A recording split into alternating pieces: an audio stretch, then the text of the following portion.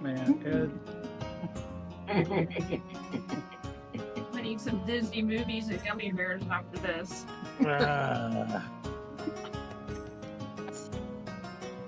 By the way, who would have guessed that me picking on people seeking therapy in D&D today was going to cause such an uproar today? So, I loved it. It was great. I thought it was great. D&D therapy. well, I kind of told people that if you had to use D&D for therapy, you're a big pussy. So, Now, and by people, all of Twitter. So, there's a big difference between therapy, which is a set of things that is there to make a difference in your illness, and therapeutic stuff that makes you feel better. Yep. yes, bing, bing, bing. And That makes a lot of people interchange those two words, and they don't mean the same thing. Nope. But when I whipped out the insanity table from the first edition D&D and started talking about that, trying to say what was my psychosis, that was pretty funny. What did you end up as? Yeah, that was pretty wild. What did you end up as? I ended up as, hold on, I'll tell you. Delusional insanity, number 9. Delusional insanity. Completely missed that narcissistic ego psychotic thing that you got going. No, I rolled for it. Oh, you rolled. What's the roll? You have the table? Yeah, here, I'll say it to you. It's a 20. Well, it wasn't supposed to be a 20-sided dice, but that's what I made it into. So, well, it's supposed to be 20. All right, here you go. That's fine. Mm-hmm. Okay, well, we're live. Just thought I'd let you guys know. Welcome back, everyone. Once again, we are here at the Mystic Syndicate and the Drunkards and Dragons gaming group. I am your Dungeon Master, Brian, and as always, we are here with the Princess of Celene, episode 38. So if you survive this evening, you'll get the level. Isn't that nice? Yeah, isn't that cool? Maybe Yeah. he did say if we survive. If you survive. He's been saying that for the past couple episodes. Oh, well, see, You should have said that. I'm lulling you into a false sense of like, oh, he doesn't mean that. It's not really. And then somebody dies, or a few of you die. Fireball. Yeah. So, so as always, we like to start off with introductions, and when we do that, we always start with Melinda. I'm Melinda. I play Grenna Babbleboots, a Gnomon Ranger with her companion, Bubbles the Warg. I am Mike. I play Kiffy Blackhammer, Dwarven Cleric of Fortubo. Oh, I'm Pav. I play Kellex Zelenin, a human paladin of Eronius. I'm Russ. I play Jarngrimmer Tolfenbather Halderson, which nobody else seems to be able to say. And I play a fire mage. I'm Ed, and I play Sir Tomas Waverly, and I really don't care that I can't say his name. Hello, well, I am Glenn, and I am Timble Stivenbleven, High Chancellor of Bissell for the moment. And an artist. I haven't been doing much art. I got to get back to really honing those skills. So Timble, formerly known as artist. Yes. Or the artist. Okay, well, Normally. no. Yeah. I was getting mixed up. Doesn't work that way. Okay. So, yeah. So, everybody. What? Anybody? Timble Uh-huh. Stivenbleven heading for a bunker to make it through this session so that I can level. There we go. Okay. Yeah, that's cool. I mean, these are good ideas. All right. Before we get started, I'd like to, of course, thank the fine people over at Roll20 who provide our virtual tabletop. That is roll20.net for those people who would like to go over and start their own account. I've had one, I think, since 2012. So absolutely love Roll20. Our character creation and encounter generation is done through D&D Beyond. And if you've watched any of our past episodes, you know exactly how we feel about them. While we have to give some credit to the originators, the creators of D&D Beyond. What Wizards of the Coast has done to it is just, screw them. Wizards of the Coast. And of course, last but not least, we always like to give thanks to our excellent fantasy cartographer, Anna B. Meyer. Anna B. Meyer makes absolutely beautiful maps of Greyhawk, and she actually has her own Twitch stream. So if you get a chance, check her out. Go to her website, annabmeyer.com. Also check out her Patreon page. I'm a donor there. And I don't give her a lot, but I do give her something. but she definitely gets free advertising here. So, and it's cool. It's Hillary. Yeah, That's where I got the shield from. Oh yeah, yeah. That looks nice. Yeah. I've corresponded with her a couple of times via email. She's just an absolutely awesome person. So check out her stuff. Alrighty, so the last time that we were all together, you all were in Greyhawk, where Yarn had been invited to and accepted a place within the Crystal Citadel. That was kind of a big deal. You had spent some time at the embassy at Abyssal, and had been able to stay the night there. Some of you didn't. And then on your second day there, you actually were able to have a audience with Princess Ela Elzar, who is a princess of the Ket Empire, which was, I think, kind of a very fruitful meeting. I think you guys got some information there. So I think that's where we are picking it up, is as you all are standing outside on the cobblestones just beyond the gate to the Ket Embassy. So what's the next step? Well, we had men from our own embassy that escorted us. Let's pick them up and head back to the Bissell embassy.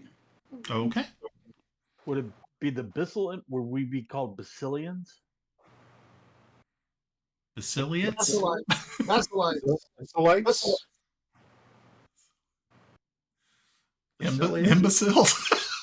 Imbecile. That's only if you're German and in Bissell, then you're an imbecile. But anyway. Okay. Okay. Okay. With his head. Yeah. All right. So. Yeah. So I think. Yeah. Go ahead. Brad. Oh no, I was just saying that yes, you once again meet back up with your escorts and you make your way back over to the embassy of Bissell. What time of day? Let's see. You actually had brunch with Ela Elzar, so you're looking at probably right around 11:30 by the time you get done with your meeting. Turkey sandwiches. Let's go, guys. Turkey sandwich time. Time out. Did you get any other candidates for the turkey sandwich? No. And I was also kind of wondering because I was looking on Twitter X, and did you say that you submitted a name? Yeah. Oh, I submitted a backstory. I didn't even see it. I saw something. I saw something referring to it, and I'm like, "Well, what do you click on to read it?" It's on the Drunkards and Dragons site. Yeah. I wrote a backstory. Oh, okay. Okay. See now, okay, that's cool. Obviously not a follower. What? Obviously. Obviously. Guys, let's go hit turkey sandwiches. Yep. As I mentioned earlier, I need to go shopping to be more useful to the party. I need more spells because I'm very limited to basically combat spells at this point. Didn't you just like get a whole treasure trove of like spells from the wizard books? Yes. Spell slots. 3, 3, 2. So 3, 3, 3, 4, 3, 3, 2. Anyway. He's referring to scrolls that he needs. Yes. I'm referring to the scrolls that I need. If based on the money that I saw, or the cost of the scrolls that I saw, it would be about $2,000 for those scrolls. Is that 2K flat, or you said something about a ring too, and that's why I kind of got lost in The that. spell story. I'd love to have one of those. So would Kiffy. You know what? If I'm shelling out money, I'm giving it to Kiffy because he's gonna have that bitch full of fucking healing spells standing behind me, going zap, zap, zap. Yeah, we need to get a certain warg, a little little barrel like those the Swiss mountain dogs, so that he can run around and we can all just and yeah. And Kippy should be really good friends with him. I'm not adverse to the fucking little barrel on the Saint Bernards. No, but I do need to remake his armor and infuse it. Okay. Well, I think first of all, I think the first thing, Russ, is we got to look at if you're going to get money, is I think we got to get somebody up in the air to watch if they send a message. Remember, that was the last thing. I issued that challenge, so they're going to send a message. Maybe we can use that to triangulate or track. Alf, can you hang out and fly around? What about your crow? I'd rather use Alf because he speaks to me telekinetically and he speaks in thoughts as opposed to pictures. Yep, fair enough. That is true. Okay. If we're going shopping for magic items, probably a cheap and pretty good bang for buck would be to get a wand of cure wounds. Well, here's the thing. It's something I've never asked Brian. How much money did I carve into that chest? Remember, I just sat there. I was pissed off. I was just scooping money right in front of the dragon.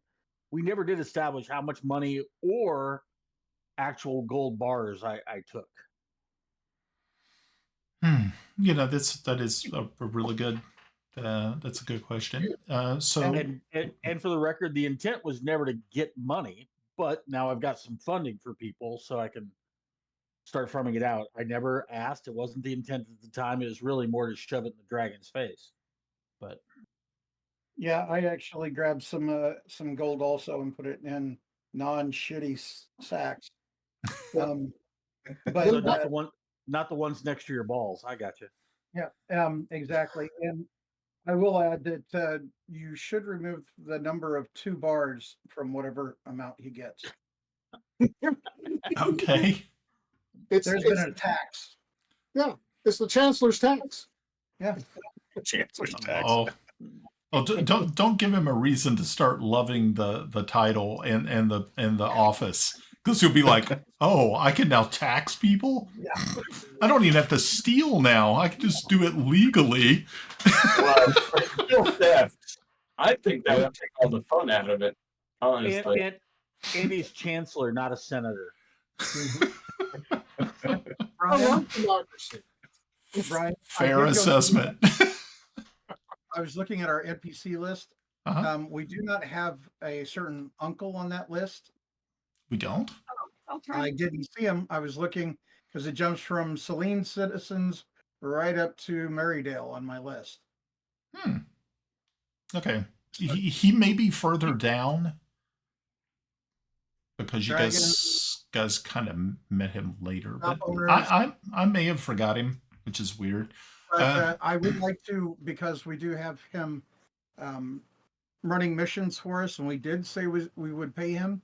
I'd like to see one of those bars get to him. Oh, okay. That to makes fund sense. Okay. Intelligence gathering. It's more than that, because we've got those guys behind the lines who are messing up everything. Delta Company. Dude, you just gave me a great name. My next character is going to be called Fundar the Barbarian. He's going to run around like a court jester going, "I'm Fundar." Great. Can I have some of what you're drinking, please? Well, I just did get a new bottle of Bullet. I should go break that open. Can't have that. Okay. Bourbon rye. Yes. So as we stalled long enough for Brian to look up a table to tell me how much money we got. Right. Well, no, I'm going to leave it to fate. I have my dice out. I'm ready to roll here. So we're going to roll a d6 for bars. And then we will see exactly how much gold pieces and things of nature that you got. So as far as bars go, we are rolling. Okay, so there were 5 bars. And from what I gathered, Temple said that you're missing 2 of them. Yep. Okay. You gave to the brother, so you only have 2 left. No, I only have 1 left. I gave 1 to the Revo brothers. That's what I just. That is true. You did give 1 to the Revo brothers, so you're down. You're a little bit. I guess the real question, Brian, is what is the value of a gold bar as a trade bar? Is it weight, or is it weight plus because it's got a stamp on it, backing, or how does that work in your world? Let's see. Where do these guys come up with this crap? Yeah, I know. I'm just sitting here like going, damn it all. No. I'm not going to be that bad. Right? So, okay. So let's say that each bar, I'm going to be very generous on this one and say that it's worth 500 gold pieces. Okay. So there you go. As far as actual gold goes, I am going to roll a D100 and then we're going to times it by 3. Okay? Let's see. I don't get a choice. I wasn't being selective. I told you what I did. So. Okay.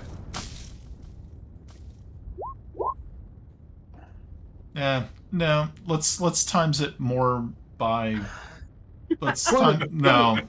20. Let's times it more by. Let's do 20. Times it by 20. 1,400. Oh no! What's Wait, the what? answer? Then I'll tell you what we're multiplying it by. Shh. Okay, so the roll was 7, and you can multiply it by 20. So 140 gold pieces. Yeah. 1,400. Small chest. I just a lot smaller chest than I thought it was gonna be. Oh well. Because the intent was I was going to use that as kind of like, hey, look, we're going to give you all this money, and but oh well. Got it. Look, as we get it, it's the ever-present. She stuffs her bra. Okay. Hey, Timbo, I sent you a message. Where?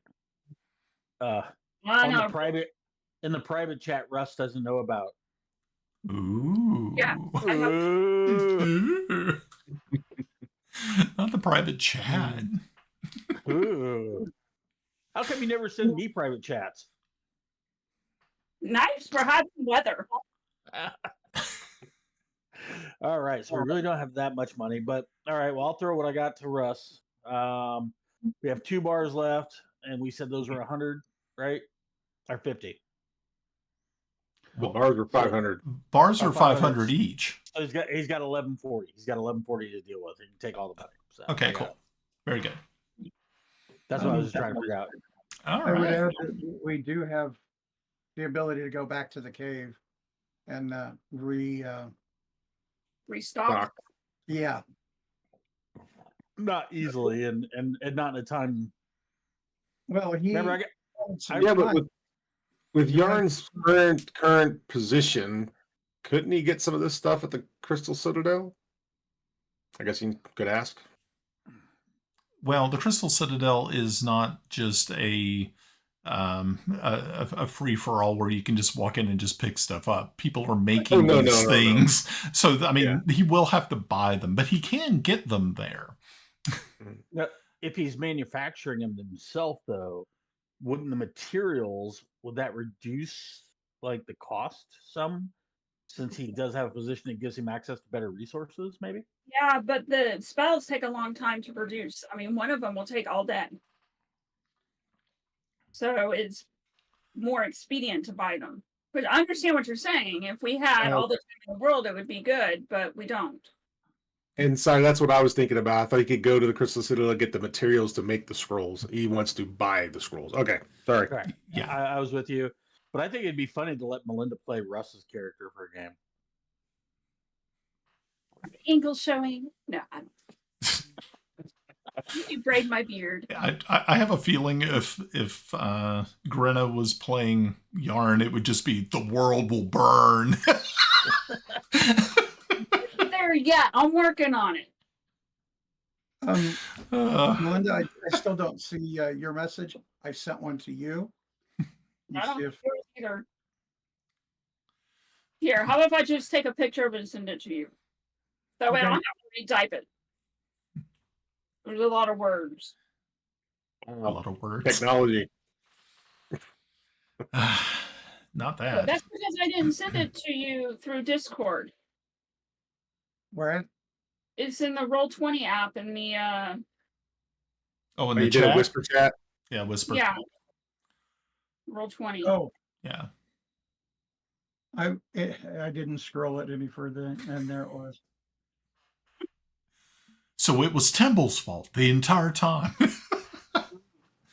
All right. That's not news. That's not news. It's all good. I'm a It's all- politician. It's always my fault.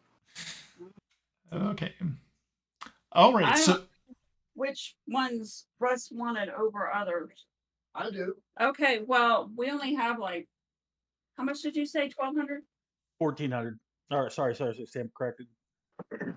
Well, for 14, 1140. 1140. Okay. Yep. Here's the deal. I'm not using the wand of magic missiles we got from Intaro. We could trade that. Or if another member of the party wanted it, it's up for grabs. Or we could get another street urchin and give them the wand of magic missiles and they could provide artillery cover. Automatic hits every time. Well, if we're gonna do that, we'll give it to Bubbles and have him go run through the line of defense. I'm not adverse to that idea. Except it's activated by one word.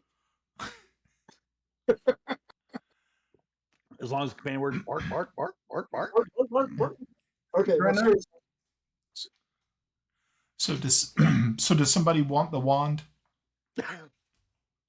As Brian's trying to get me away from the street urchin idea again. or Well, we know how well that ended the last street urchin that you picked up. She fell to her death. You didn't give enough For the Right. record, Brian, To the I'm just going to say this. You don't know how that ended yet. Remember, I challenged the dragon, so I know. over that. yeah, and I'm So- betting on the dragon. Grinna's secretly taking bets. Be like, okay. Over unders. And then would Timble want the wand if anybody wanted to use it? Timble? No, I don't do wands. Okay, I just That's thought I, Do a swish and You know. flick. Well, Okay. to be honest, Cast the It's- spell to use the wand.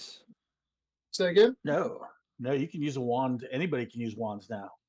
Mm-hmm. Really? Wow, that's lame. Yeah.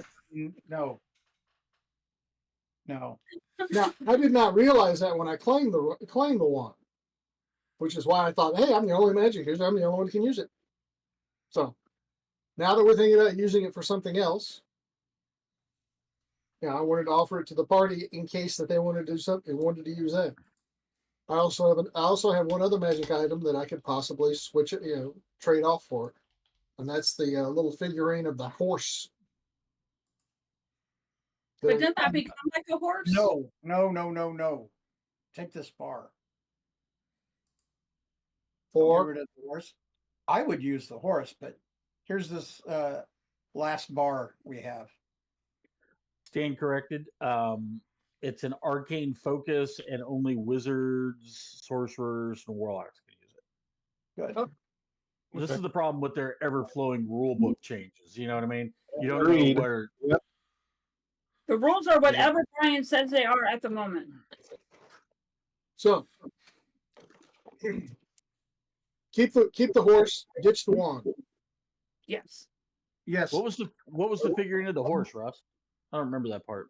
Hey Russ, Yep, first time we came to Greyhawk. What's that?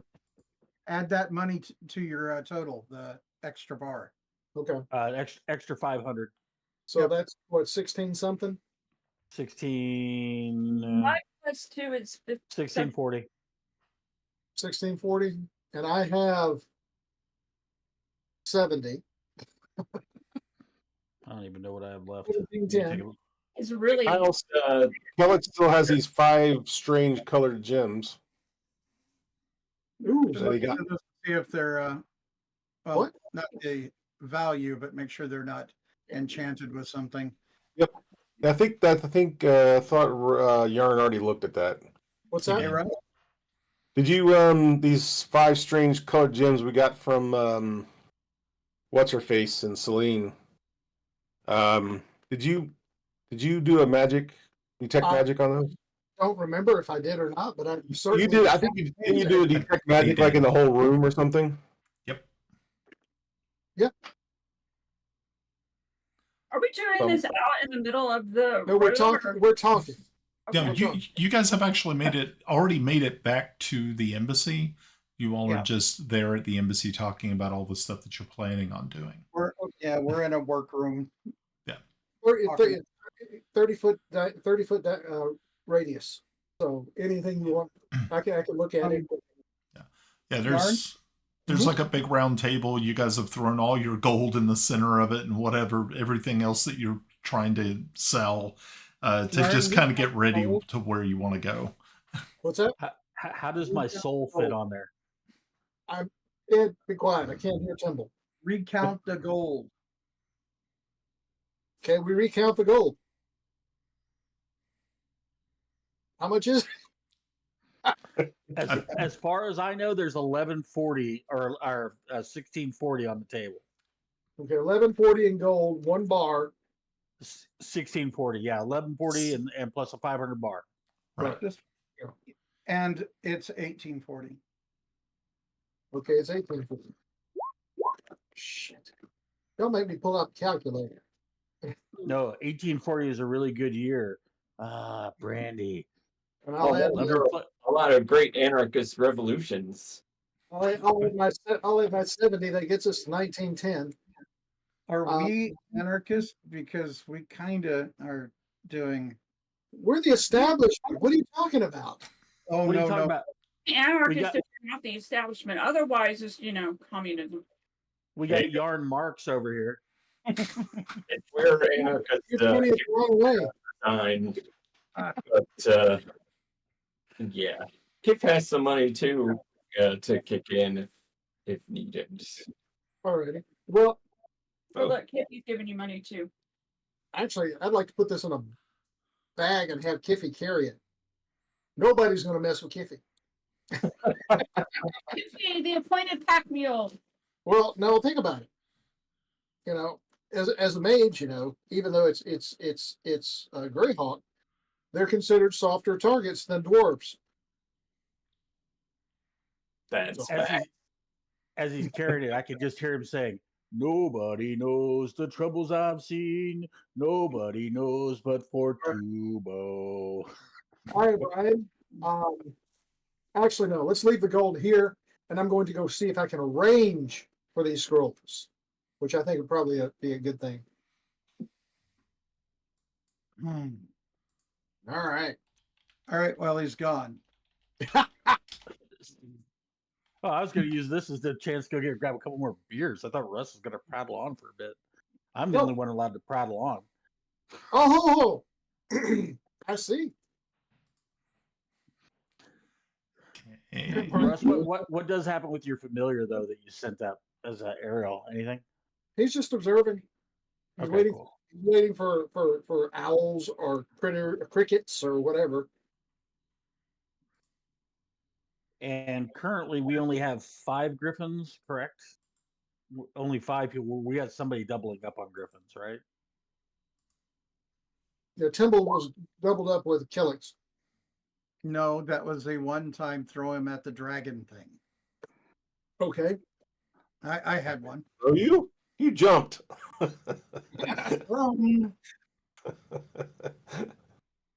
Awesome.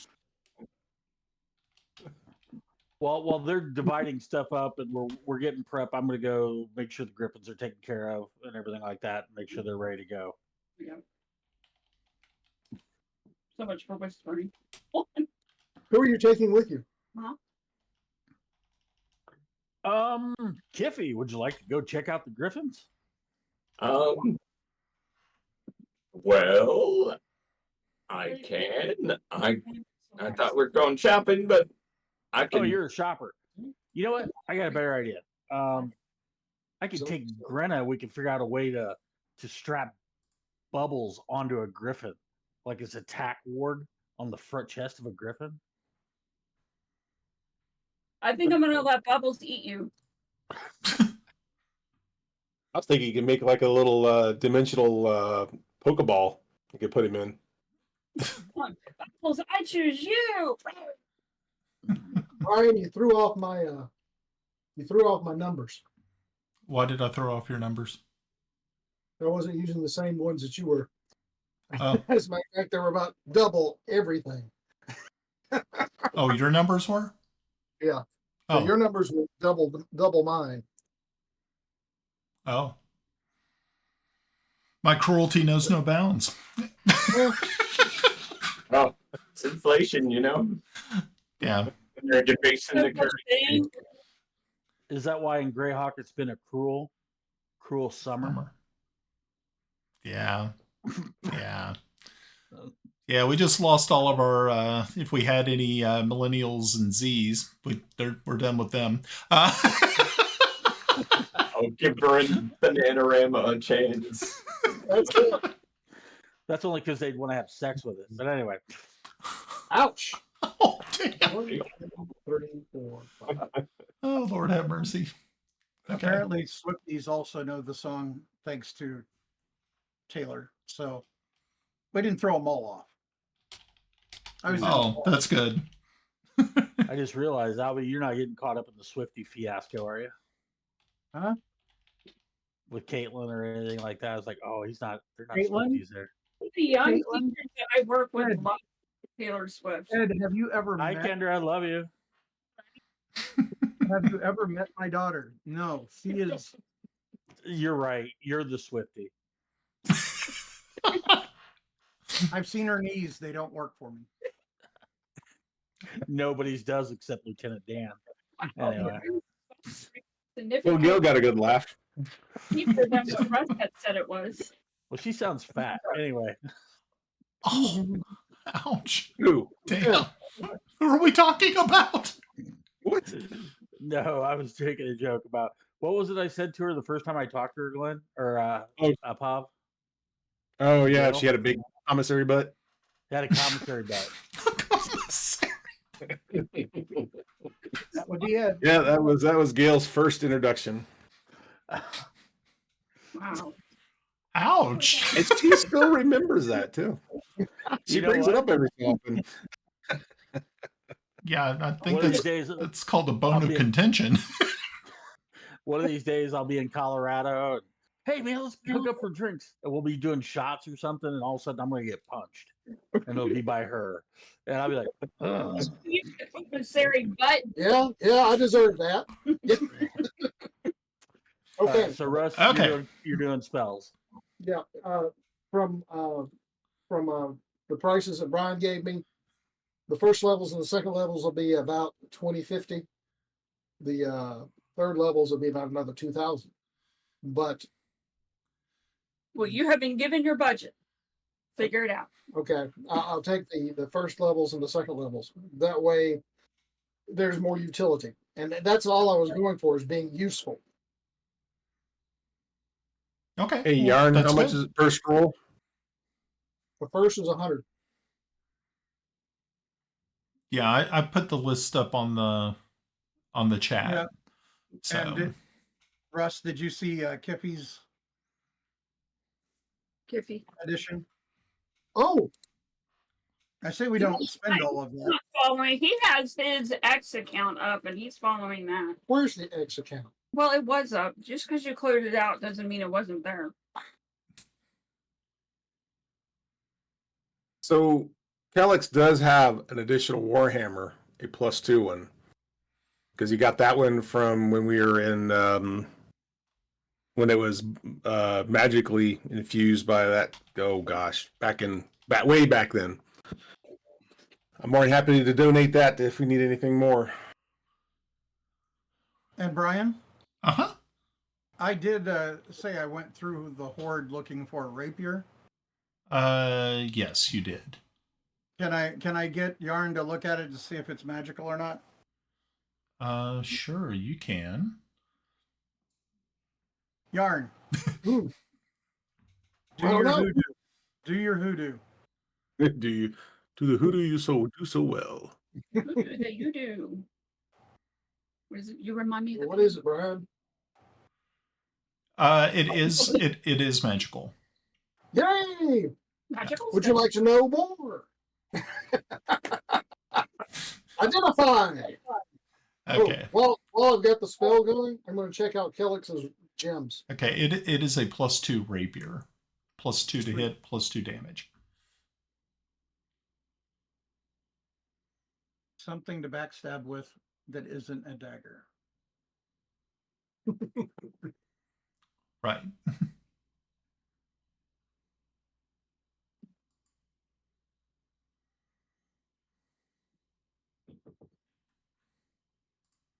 So does that help you? Well, if it was not going to be magical, I probably would have dumped it. Oh, but it is magical. So Yep. The rocks, stones. Are the stones that Kellix had magic? no, Didn't think so. yeah. But And you Brian, can, did you say how much they were worth? but you can get 50 gold for each one of them. That's 250. It's a second level spell. I only really want one of the third levels. I mean, I want them all, but the one that's most important is fly. That way, if I fall off the stupid griffin, or somebody falls off the stupid griffin, or gets thrown off the stupid griffin, Test gravity. yeah. Don't do that. So that's 500. So 2550 is what I need to come up with. Well, how much do you have? Well, let's see. I have 1910 sitting on the table. Plus 778. 1910 plus 500 for the wand. Mhm. That's 2410. So if Kiffy can give me 100, we'll be good to go. Yep. No All problem. right. We will make that trade. Make that deal.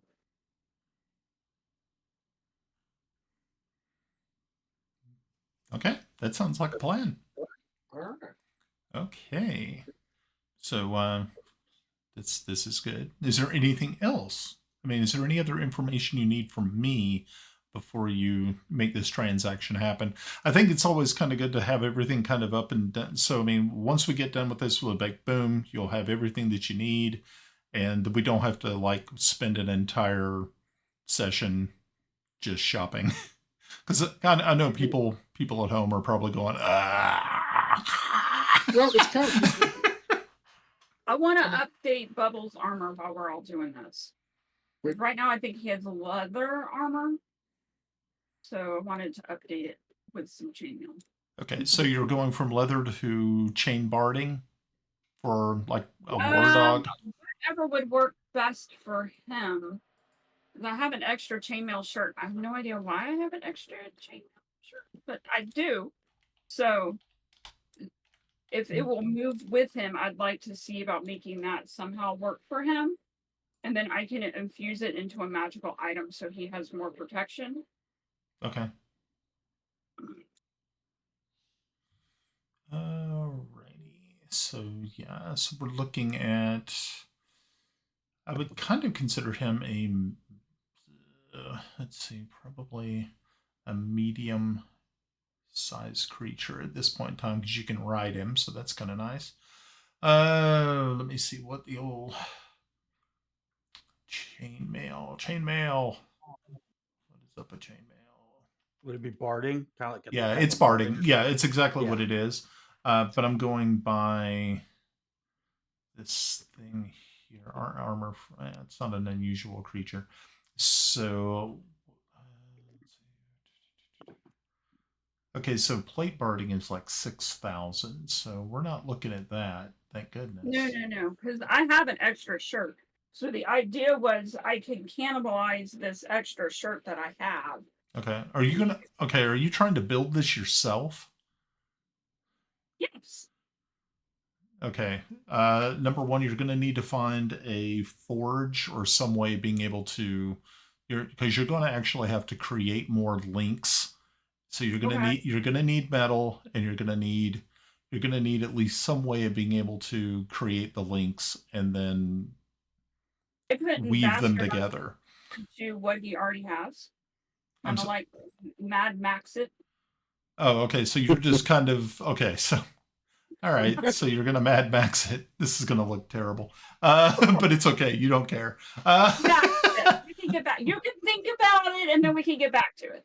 Okay. Okay. I'm still waiting for the grenades. Okay. Yeah. I don't know that they have a 10% chance of failure, and my rolling sucks. I want you to make those. I want you to do it.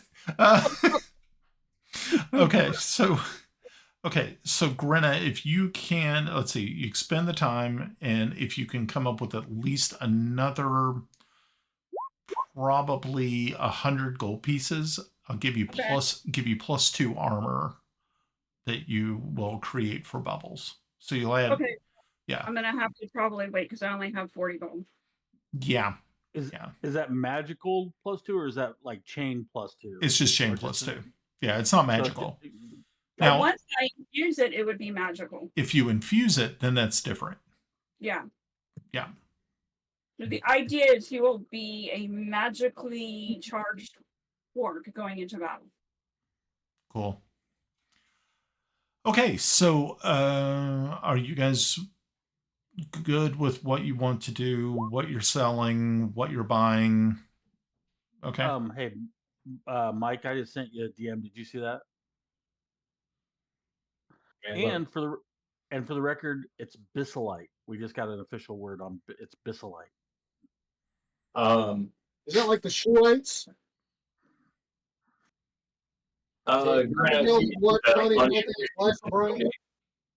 Wait, what'd you say, Mike? I was just saying, Grenna's short on money. Kiffy has money, so you need money. I got money. Kiffy's Bank. Come on down to Kiffy's Bank of Kiffy. So while we're waiting to hear for the Al to come back with the paperwork and for Al to say they're leaving, I guess I'll work on that.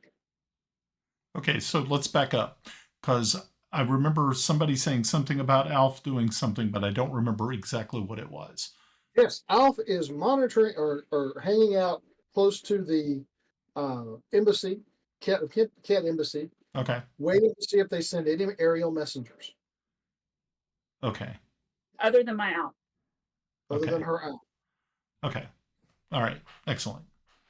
All right. Okay. Yeah. So, Tomas is requesting a spell casting. Oh. A commune regarding his challenge. His what? My challenge. Oh. The challenge. Okay, so how is this going to play out? Okay, so the commune spell is 3 yes/no questions. I have a minute to ask. Okay. And I have some doubts about whether one of these questions would be even possible to answer because I'm pretty sure that Fortubo isn't omniscient, but we'll see. Okay. So you spend the time. This is a, I guess this is a ceremony. sort of thing, or a it's a ritual. It ritual? takes 10 minutes to cast, and the duration of the actual effect is 1 minute, Okay. in which I have 3 questions that I can ask to get yes/no answers. Oh, okay. That's awesome. Alrighty. So you spend the time to prepare, and you reach out. Yeah, with your spell reaches out to make a contact, and you feel that you have achieved this contact with Fortubo. So what All are your right. questions? All right. So first question is, did the people at the Ket embassy send a message to old boy, the barbarian king, uh, to convey the challenge from Tomas?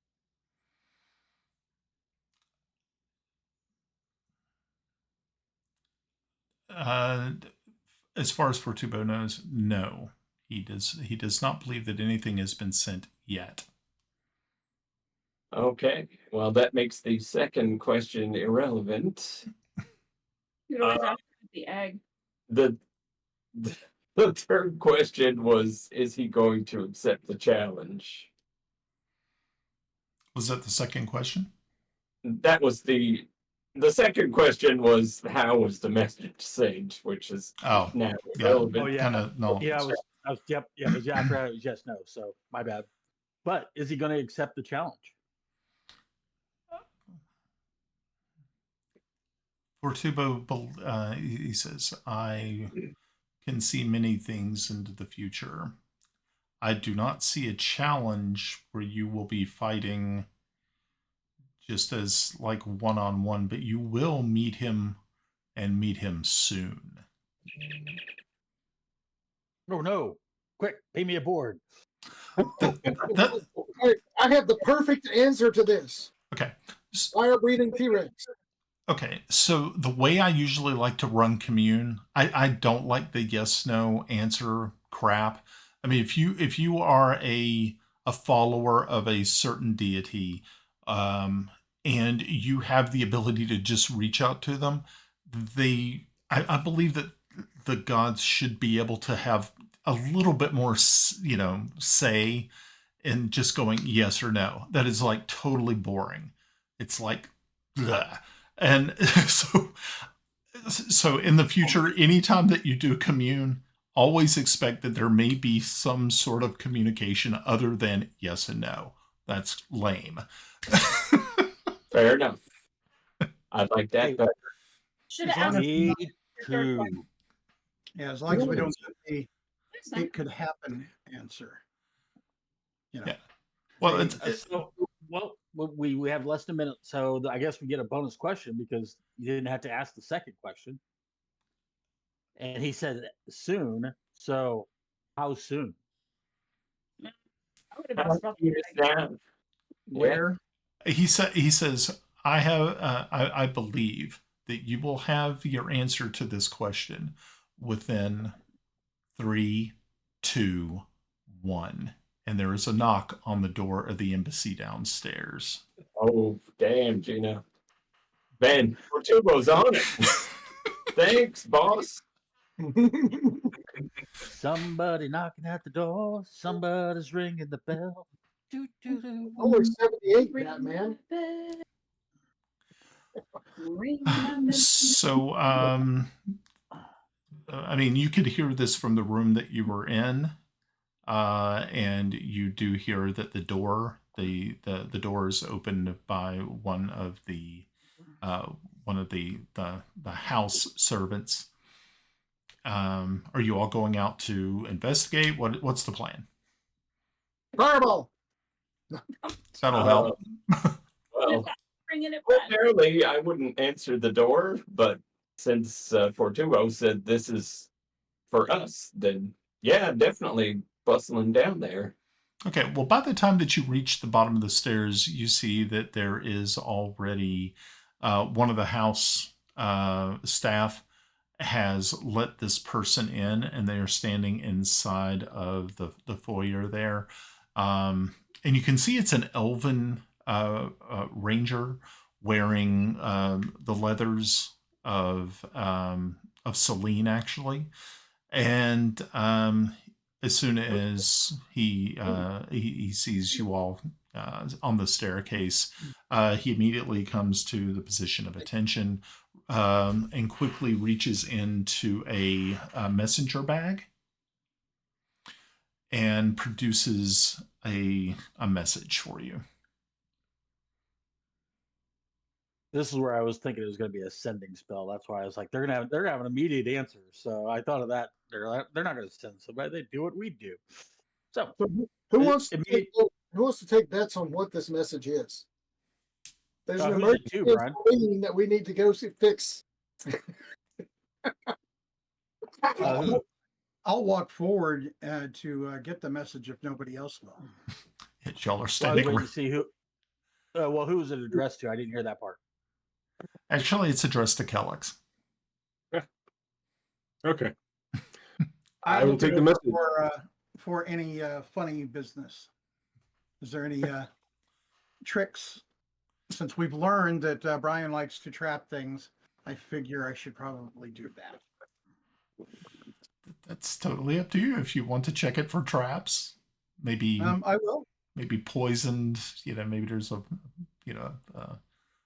exploding glyph and a wax seal. Maybe there's some arson, or was it anthrax on it? You go to break the seal, and there's a puff of smoke. White powder. Inhalant. So you say Ted Kaczynski is sending scrolls. So yeah, you open it up and you realize that no, it is not. It doesn't seem to be trapped in any way, shape, or form. The actual scroll case has not been tampered with. You can see that there is a wax seal on it bearing the royal seal of Celene. So it doesn't look bad. Here's your love letter, Kellex. It doesn't look bad. Great. That I have. Thank you, Timbo. Hey, okay, but here you go, Master Kellex. Master Kellex. No need. And thank you for your checking over your concern. All right, I open the message. What does it say? Okay, it's actually from Prince Vall. Who, yeah, right. I know, right? Well, it wasn't from Melda. Darn! I was already composing a love letter in my head. No.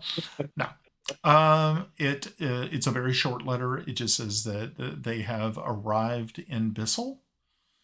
They have actually made it to Pellic and are right now talking with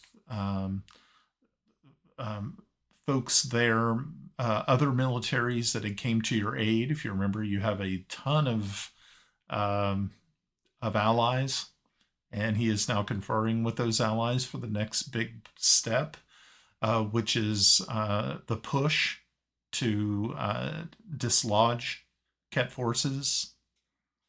So, but he also at the bottom says this also came from my scouts in and around Ket, because they have they actually have scouts and spies that are there, and they say that there is something of great importance in a very strange location just north of La Pola. And La Pola is the name of the capital of Ket, but there is a location called the Prophet's. Hold on, let me make sure I got the right name. The Prophet's Bounty. It is a tavern that is known to be a hideout for Lothar himself.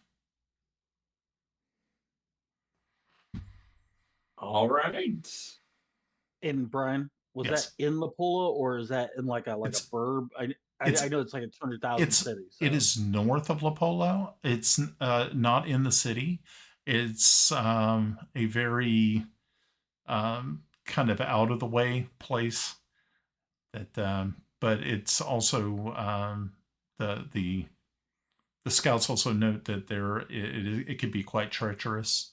There are spies around and other people. They were very fortunate to get this information. And What actually, was the pub name again? Sorry. it is called the Prophet's Bounty.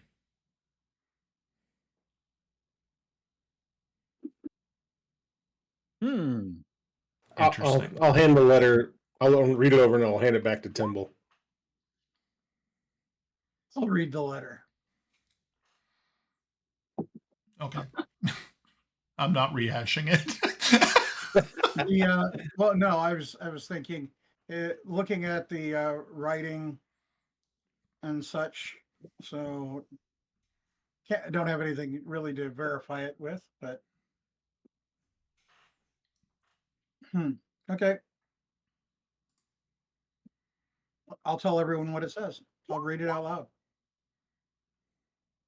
I Okay. think Fortubo's endorsement pretty much authenticates this. Yeah. Wait a minute. Does that make it 3-factor authentication? Well, it's 2FA at the least. But we also have a divine intervention to add that third level. Ooh.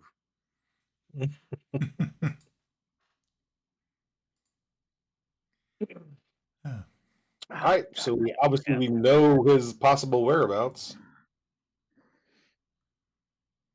Well, now I'm feeling particularly ferocious. We should go attack them.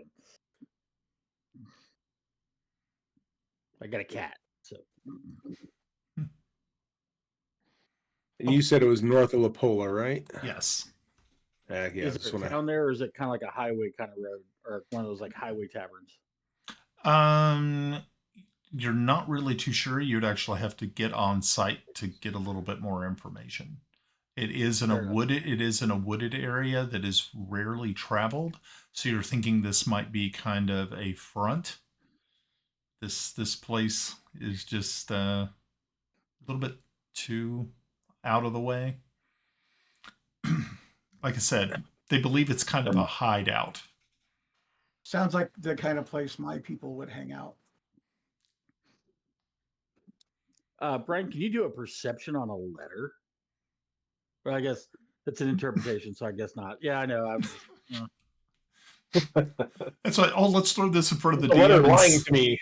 Let's throw it in front of the DM and see if it sticks. Well, they might have used emojis. I can't tell if it's serious or not. Yeah, I guess the XOXO at the bottom wasn't enough. No, I guess not. Ed, by the way, I really do like the name of the turkey sandwich kiosk. I really like it, and the graphic is beautiful.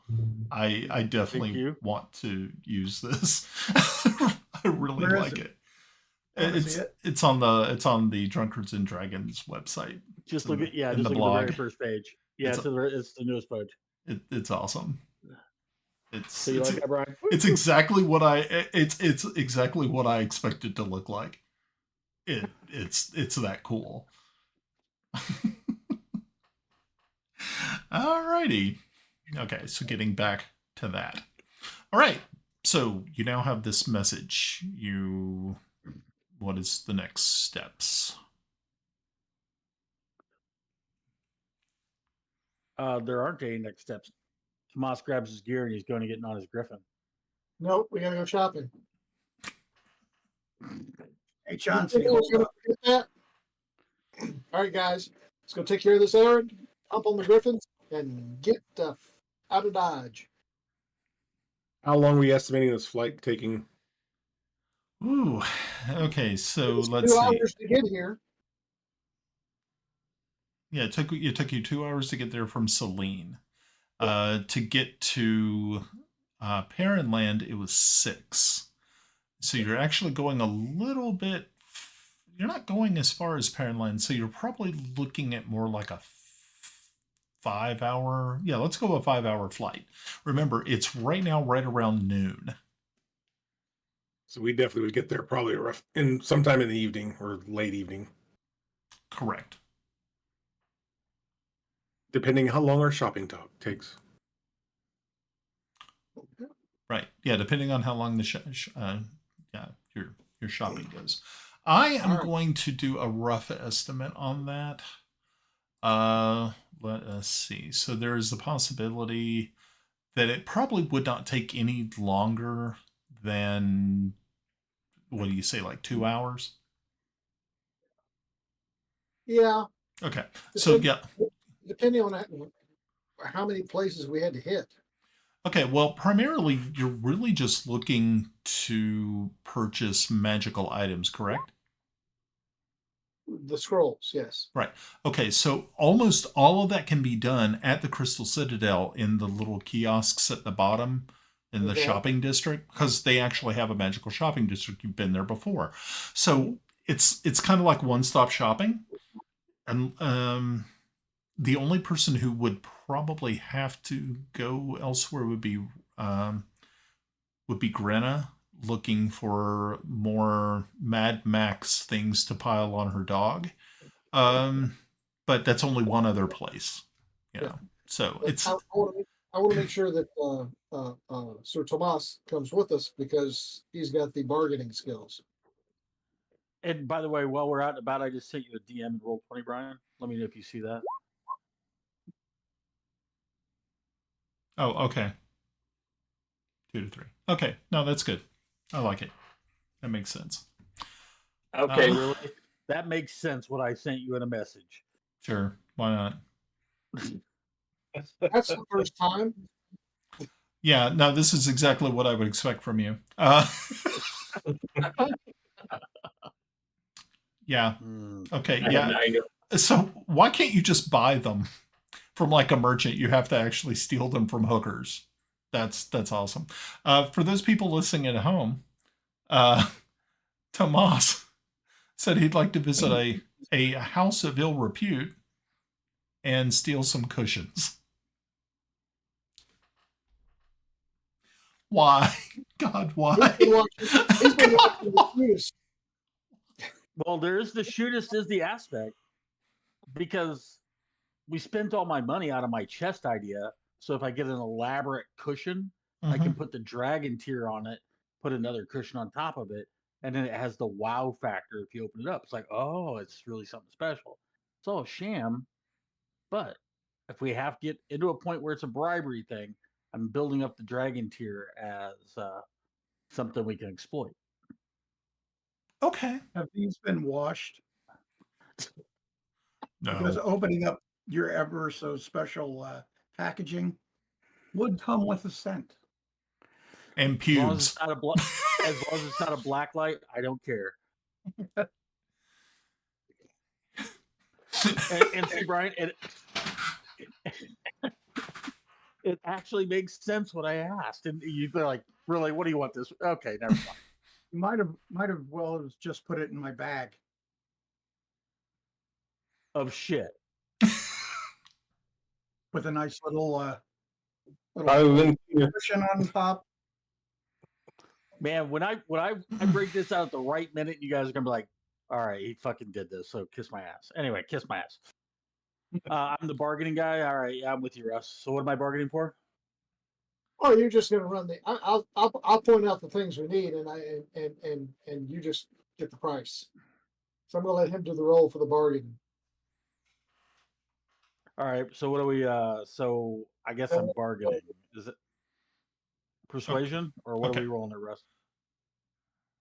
Okay, so what I first need someone to do is roll a D100 and then call high or low. Or actually, just call high or low, and I'll roll the die. 97. Let me do that. Hi. 97. Okay, Nope, so we're first going. number came out 97. First number out. Okay, so if it makes 97, I'll give this to you guys. If it makes 97, then you will only be spending 10% of your money on all the stuff that you're buying. Meets or exceeds, or What? if he hits 97 exactly, Yes. Free. then do I get it for a song? No. Can I roll it? No. You only spend 10% of the money that you have.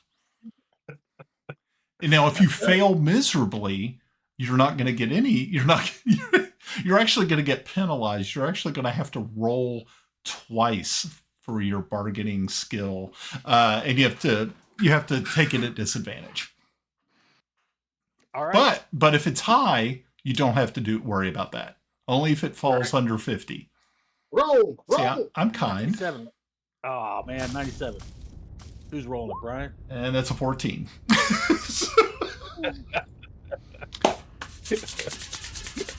I love it. All right, my bargaining, is that a persuasion? Is that what we're using for bargaining? Yes, we're going to use persuasion as bargaining. The reason that you are now sort of somewhat cursed by this was because you got under the, what is it? And once again, the dryad is screwing with you. Oh. Fucking bitch.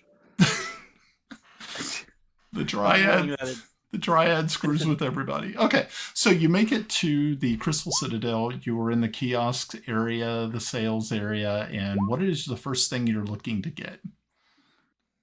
The scrolls. I mean, whatever variety they're in, whether they're individual scrolls or they're composite scrolls or whatever, that's what I'm looking for. Okay.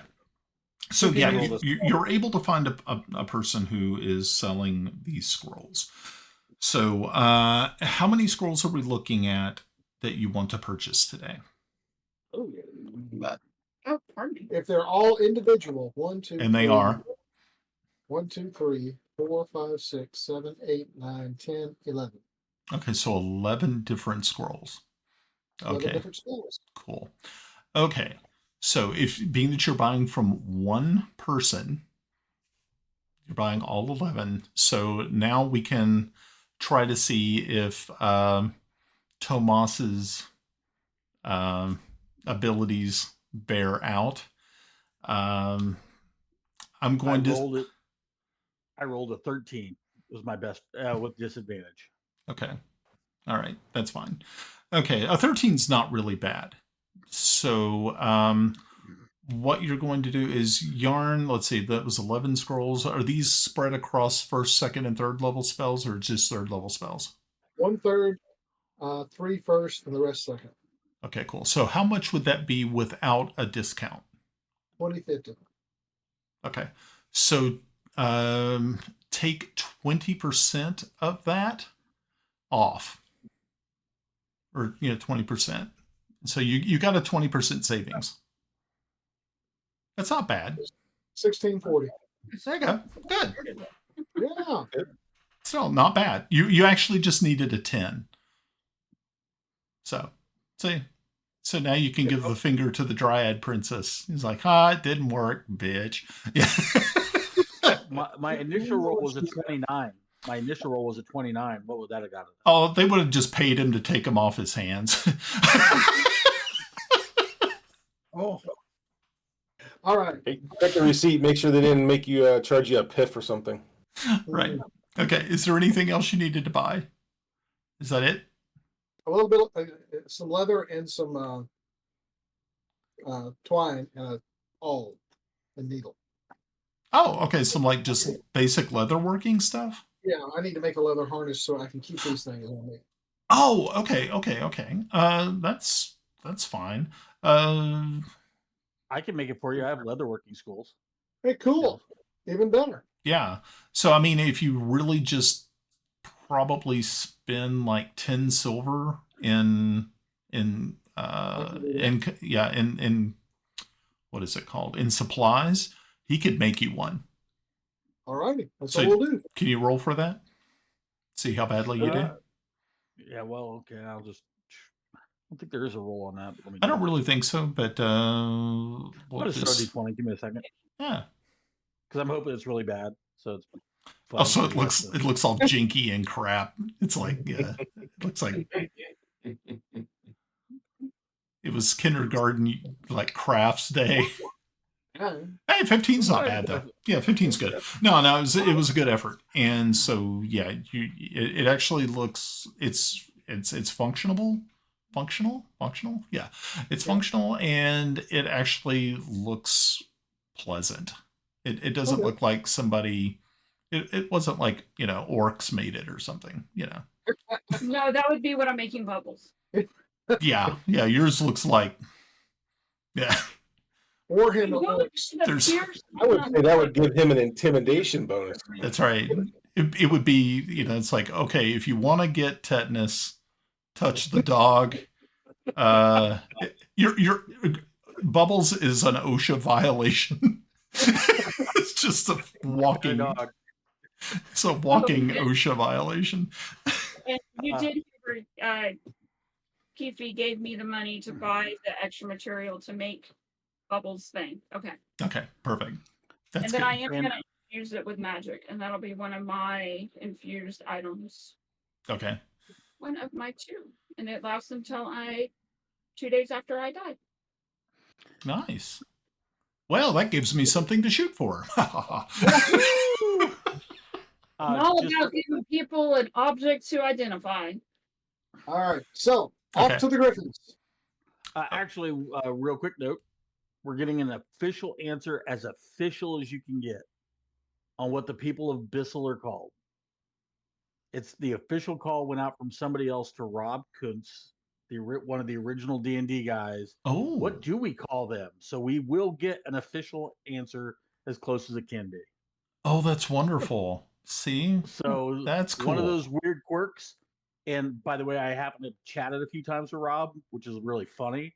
And he's given me some insight to the other game that I'm working on. I was like, kind of stuck here. How does this work? And he gave me the official answer from the official D&D guys. So there you go, Brian. That's Only in awesome. your podcast. That's it. Only See, yours.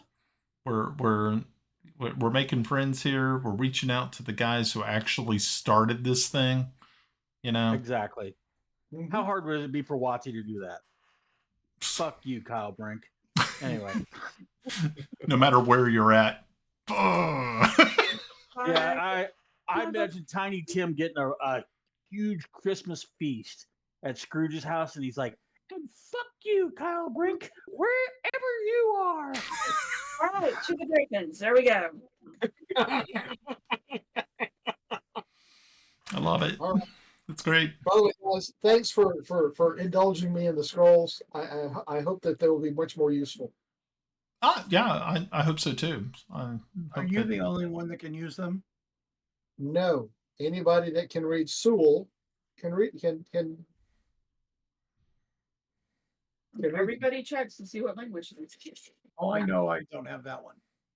Okay. Well, wait. Okay, but the scrolls are magical, right? Yes, but they're written in a language. Okay. But if they don't have any magical aptitude, will it actually still work? According to the new rules, yes. Yeah. This is a great question. So, in my world, when I'm running Greyhawk, magic users have their own language. It's not language; it's kind of like the magic user language. That's kind of how I view it. Like So- physics. That's kind of like physics. Yeah.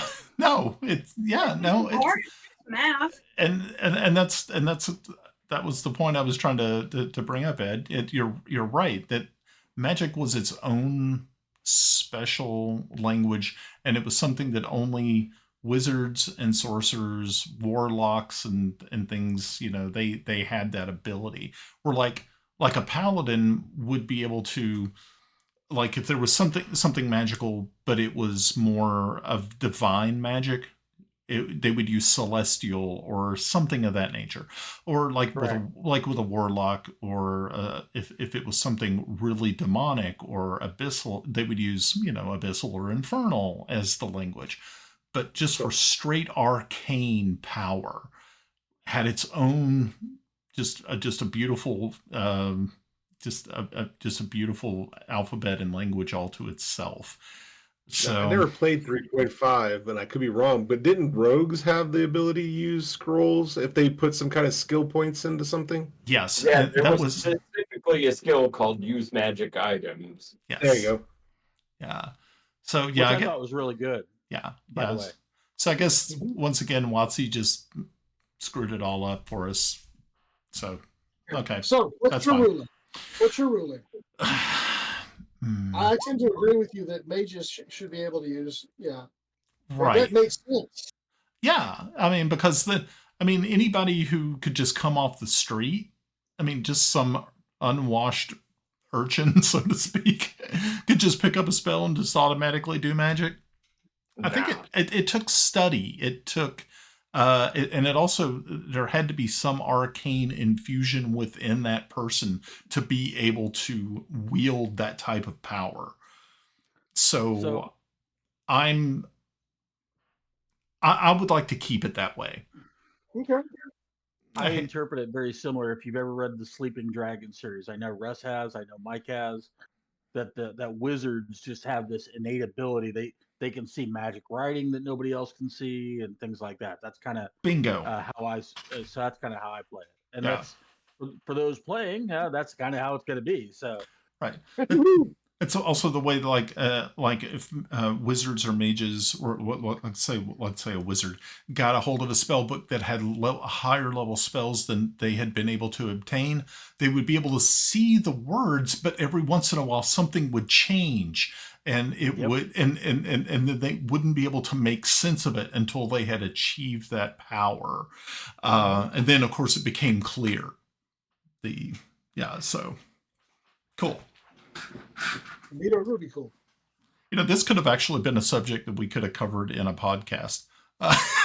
Ed. Brian, you know what, Brian? As that kind of unfolded, I was like, boy, I'm going to spill it, but this is how I view it. And I think that's a great subject matter because that is what people, how do you handle magic?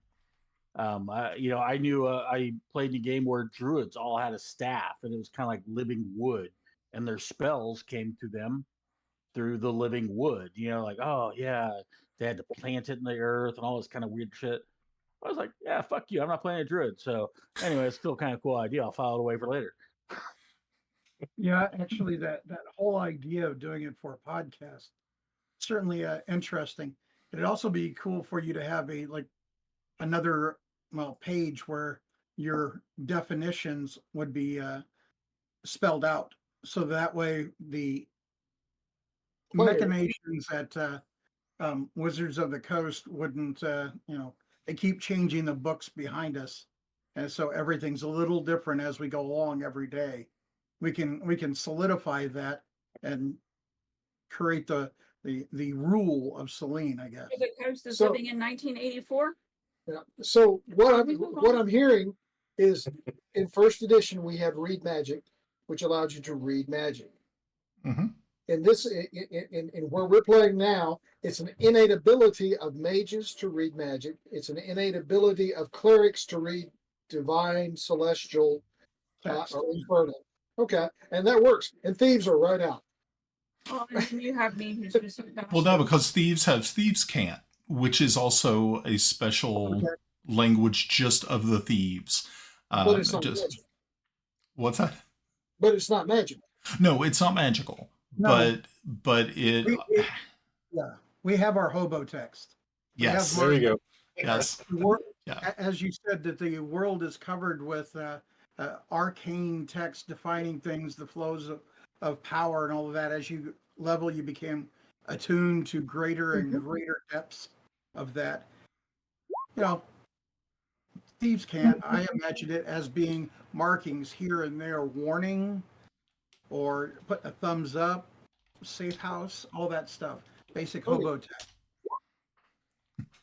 Okay. Now there is arcane trickster for a rogue. They get magic, so they would have a level of attunement also. Yeah. Okay. So we're going to the Griffins. Yeah. No, you're actually already in flight. This is the conversation that you're having as you're flying along, because it just makes it so much more. It's like, oh, by the way, I'm going to send you a message. God, I'm in the Harry Potter episode. Fuck me, Strixhaven. Fuck you, Strixhaven. Brenna, do you know what's her name? Pella Torina, where her grove is? Oh, Marydale. So that area where you found her is her grove? That's where I found her. Some fire and Ooh. sword. We could go home and I could meet my wife. No, you're not dumping the bag of crap on her grove. She needs fertilizer. It would certainly help with her mushroom growth. Okay. And it's funny that you said that because I was like, I'm going to have to twist this off at about half a bag when we go over Ket, just so I could save some for fertilization. Yeah. So that actually brings up a good point, Timble. Do we actually want to fly straight over? Do we want to take some kind of different route so we're not spotted? Or do we wait till night? Does it matter? I retrieve Alf. That's a good idea. Did not. Oh yeah, I also had a Hey, stop. She was supposed to send papers back with the owl to allow us safe conduct, even though she didn't think they were going to work. Did she ever send those back? Well, you guys pretty much you did not receive any other information. So I don't have my owl. You guys suck. You got to keep a track of your own owls. You should have gave it a timer. Be like, okay, hey, if sundown, if it becomes 3 o'clock and you don't see anything, come back. I thought she said that she would send by this afternoon, I guess. Yeah. So expect it mid-afternoon. Yeah, but so right now, you guys, like I said, it took probably close to about 2 hours to make your sales and get all of your stuff, and I'm also going to assume that Tomas made it to a brothel. Oh, Tomas, not Tomas. Nah. Sorry. Yeah, Oh, so and for the record, that is all I did at the brothel was acquire the pillows. okay. So he's got these pube infused pillows. Fair. I even said I was going to a high class brothel trying to get some lacy, kind of poofy pillows, because that's what the people that we run into would envision as opulent. Okay. Not really what kings and queens do. Most of the time, they just throw that shit in a box. They don't give a fuck. I want to present it as like, ooh. Ooh, yeah, nice. Yeah, well, it's kind of like picking up dirty undies. Ooh. My brain was wild. I think you win. I was just thinking that, doing it right, get some sympathetic magic off those pubes.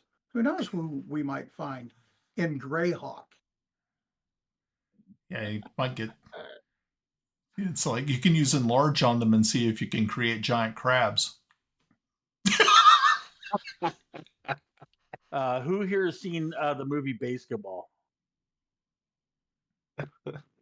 I know Mike has, and then Glenn. So there's a scene where he's licking a dildo or a vibrator, and he goes, "Oh, I got one of her pubes," and then she walks in and goes, "What are you doing in my mom's bedroom?" And he's like, "Ooh," and he's pulling her mom's pubes out of her mouth, and I definitely want some of what you're drinking. Remember, everyone, we are not rated PG-13. We are R.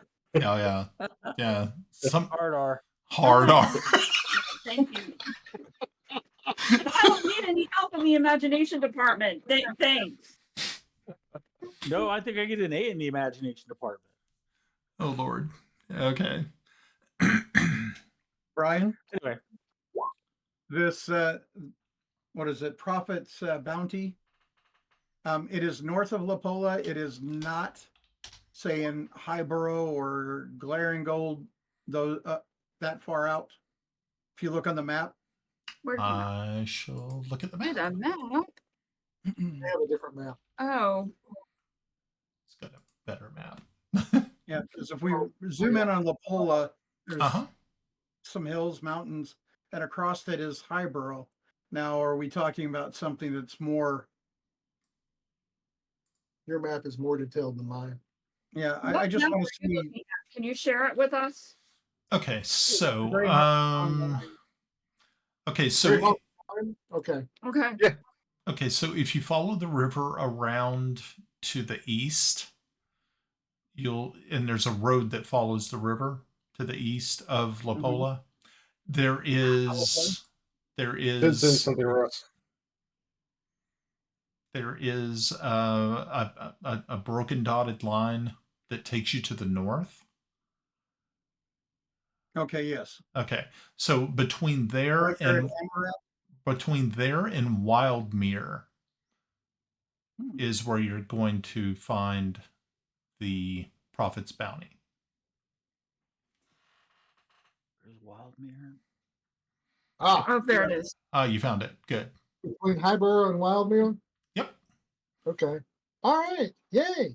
I say we still go into Kismet and come south, rather than running across Ket. They showed that they've Okay. So been yeah, able to manipulate a dragon. Who knows what other beasts they may have roaming their skies. okay, so if you end up doing the Tusmet route and then coming in from the north, it's going to add about another hour to your flight. Okay. And it should be dark by then. Yeah, Yeah, it you should be clear skies, or what is that like? let me figure out exactly what the weather pattern is there. Let's break out our Doppler 5000, and we'll see what that. And when will sundown say. is. Oh no, not Doppler Dave. We get sundown. Is it Doppler Dane? I have not looked up a weather random table in forever. Oh man, We're able to give you something new to do. This is going to be fun. I haven't done this in a while. Exactly, Ryan. We present you with all kinds of unique things that you know. He's like, really? He's fucking making me roll treasure tables. Let's say we've done tonight. We have done treasure. Yeah. We have done weather. We have done. The night's What's that? We still got an hour and a half. No telling what we're gonna do next. Oh, More I got an idea. All Kill right. something? Die. Kill something? It's a 3-letter word. It starts with D. Alrighty, so here we go. Oh, 3-letter words. All right. Oh, it's a multiple of 3. Sorry. Dip. You dip. I dip. We dip. Would you put your hand upon my hip? When I dip, put your Alrighty. hand upon my hip. Rusty never heard that song before. It's like it was right up there with "Who's that is my baby daddy? Who that is my baby daddy?" Okay. Oh my god, we have Grunner rapping. Kill me. No. Ed, remember when it started. For all that's holy, slay me. And I'm sure you all seen that one video where that guy's like rapping and he's got his dog next there and the dog's growling. He's going, Yeah. you doing bubbles. Okay. So yeah, there's actually being that you guys have primarily been working in more summer-like conditions. Fall has actually started to approach, and so you all are going to be hitting some high winds as you come in. So we as you get over those mountains, you're going to have that that uplifting winds that hit those mountains and then like shoot up. So you are going to have some turbulence. So that could lead to some fun. We could overnight in Amarillo. Okay. You could overnight in Amarillo and see if the weather improves. I mean, at least you. Where's Amarillo?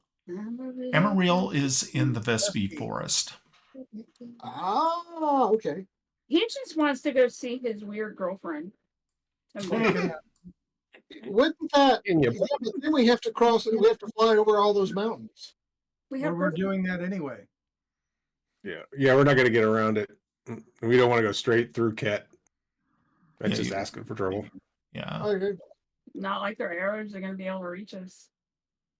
They have a dragon. Who's our friend? At least a dragon. Who knows what Yeah. else? Too bad we couldn't bring my death cannon. Okay, so is that the plan? Are you going to stop by Raven's tower in outside of Amarillo, or are you flying through the mountains and hoping Pushing that? it, going straight through. It's up to you guys. I mean, a rest probably would be bad because we don't want to just get there and then, I mean, Yeah. start. Maybe Yeah. get some coats, something to cover us for the cooler weather. Yeah. Yeah.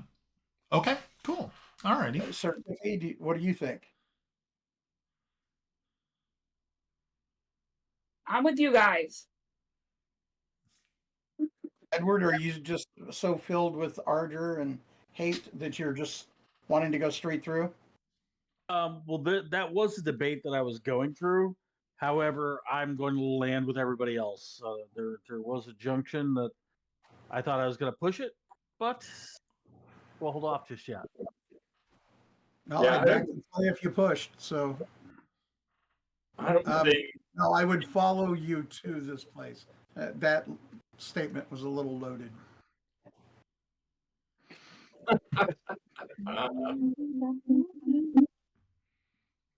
it's not that time sensitive that we can't stop. So Right. I'm cool. I agree. A stop at a repower puts me into a better spot for success. We're working towards the solution versus working at the problem. Is Tomas going to start making like motivational posters or something? You know, I actually did start goofing around with that as a joke at work, where I was making demotivational kind of posters, stuff like that. So Ed, so very Ed. So very Ed. Yeah.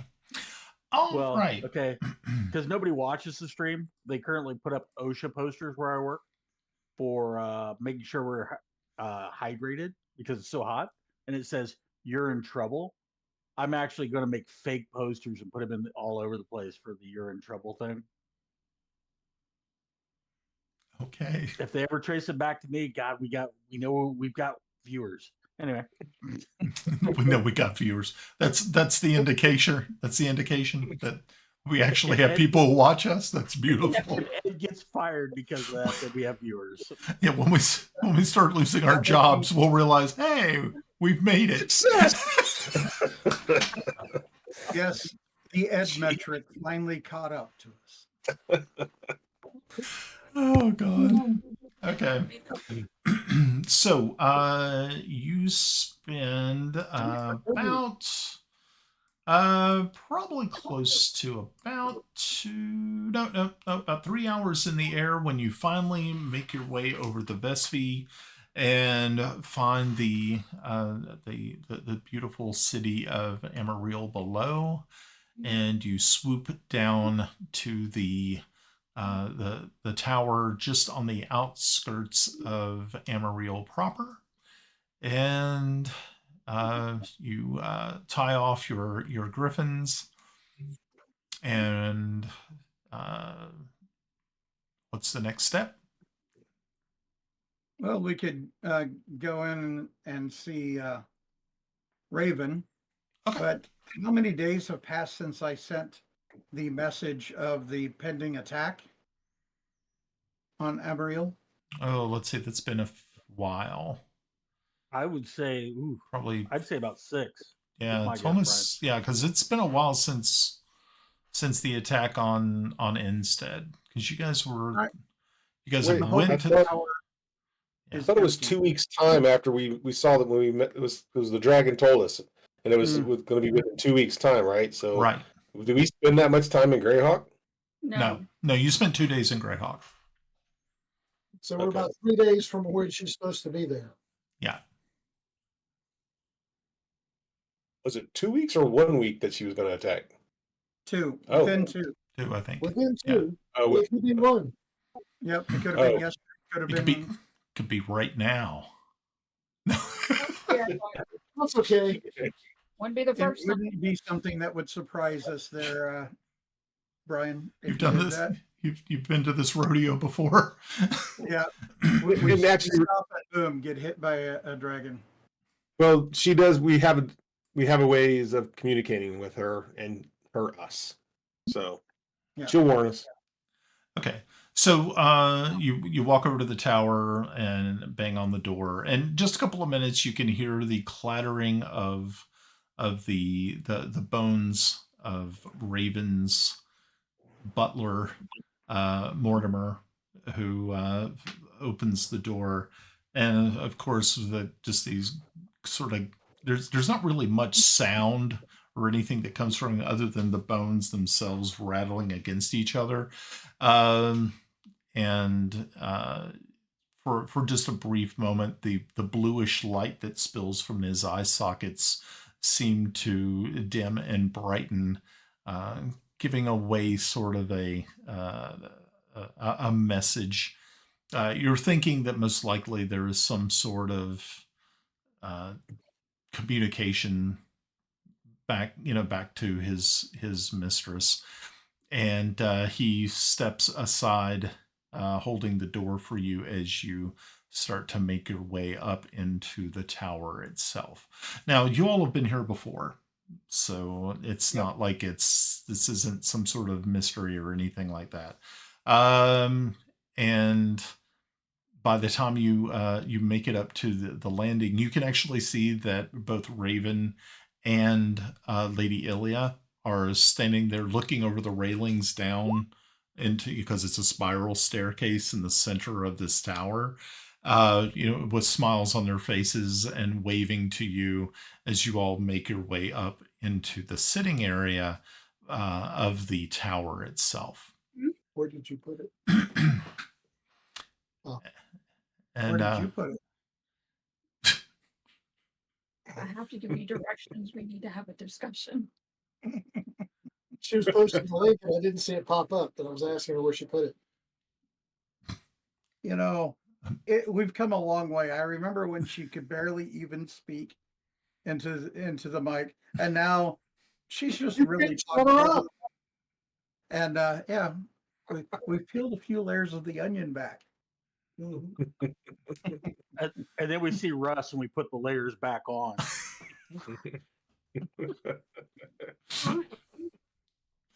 Well, if I'm going to be put in the same category with Timble and Thomas, I have to live up to that expectation there.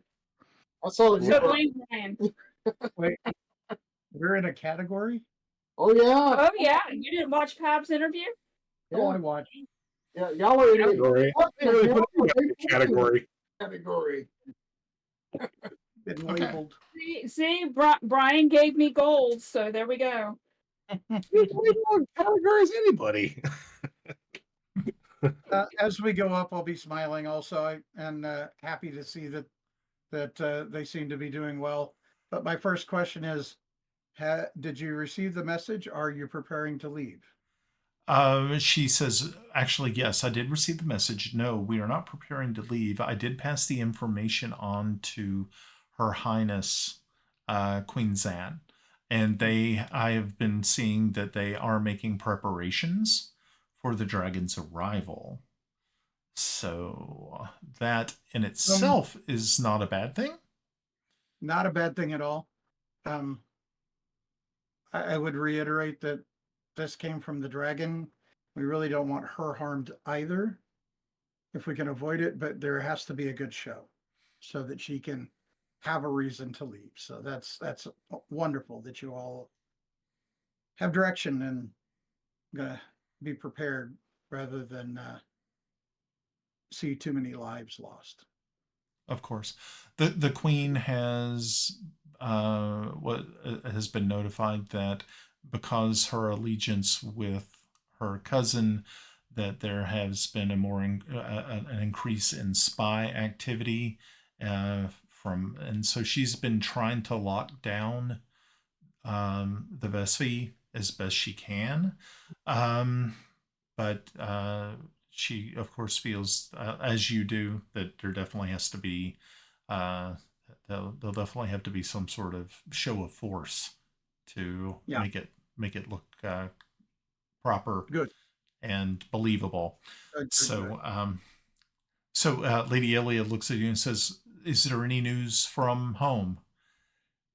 You can see. The latest news that I've heard is that our friends have arrived at Pellic.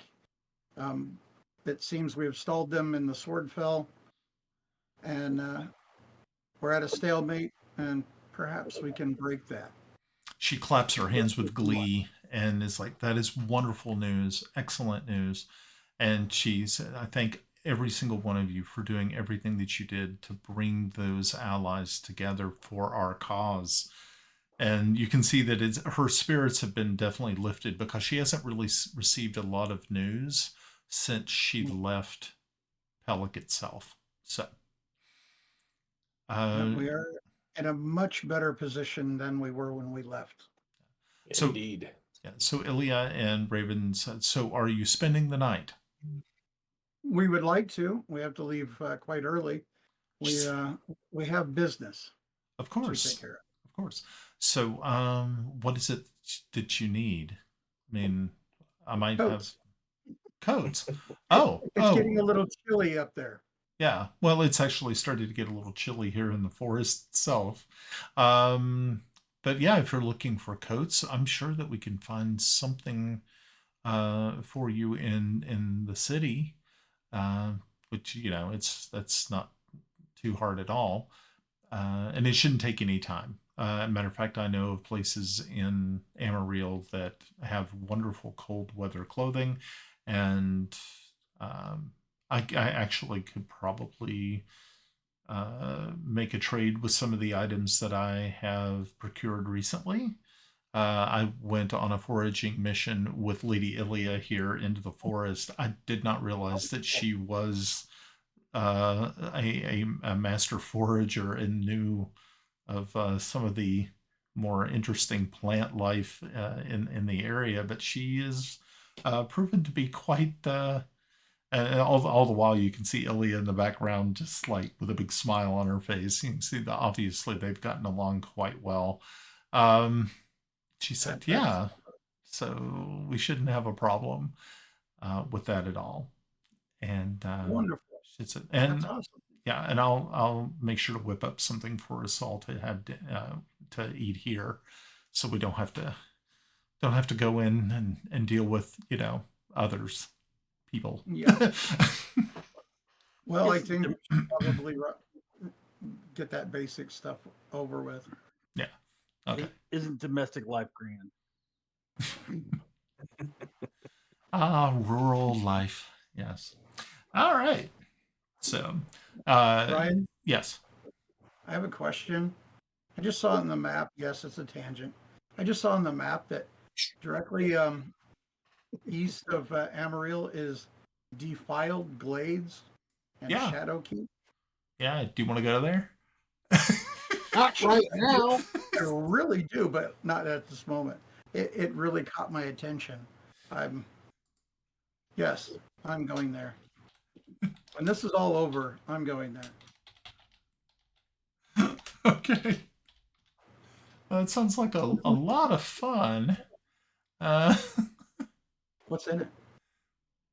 What's the word on the Defiled Glade of the Shadowkeep? Okay. So the Defiled Glades is an area of about 50 square miles in the southern Vespi, which is just an all-around bad place to be. That's what it says here. It's a place of horrible and malign magics drifting around, and the numerous undead haunting it. Its source is unspecified. Sounds just lovely. Make a great druid grove. Maybe a place for a dryad even. Yeah. I don't know about that. I'd happily toss her ass in. So. Oh, I'm sure you would. She doesn't get a choice after that. What So. about 1,000 feet? Wait a second.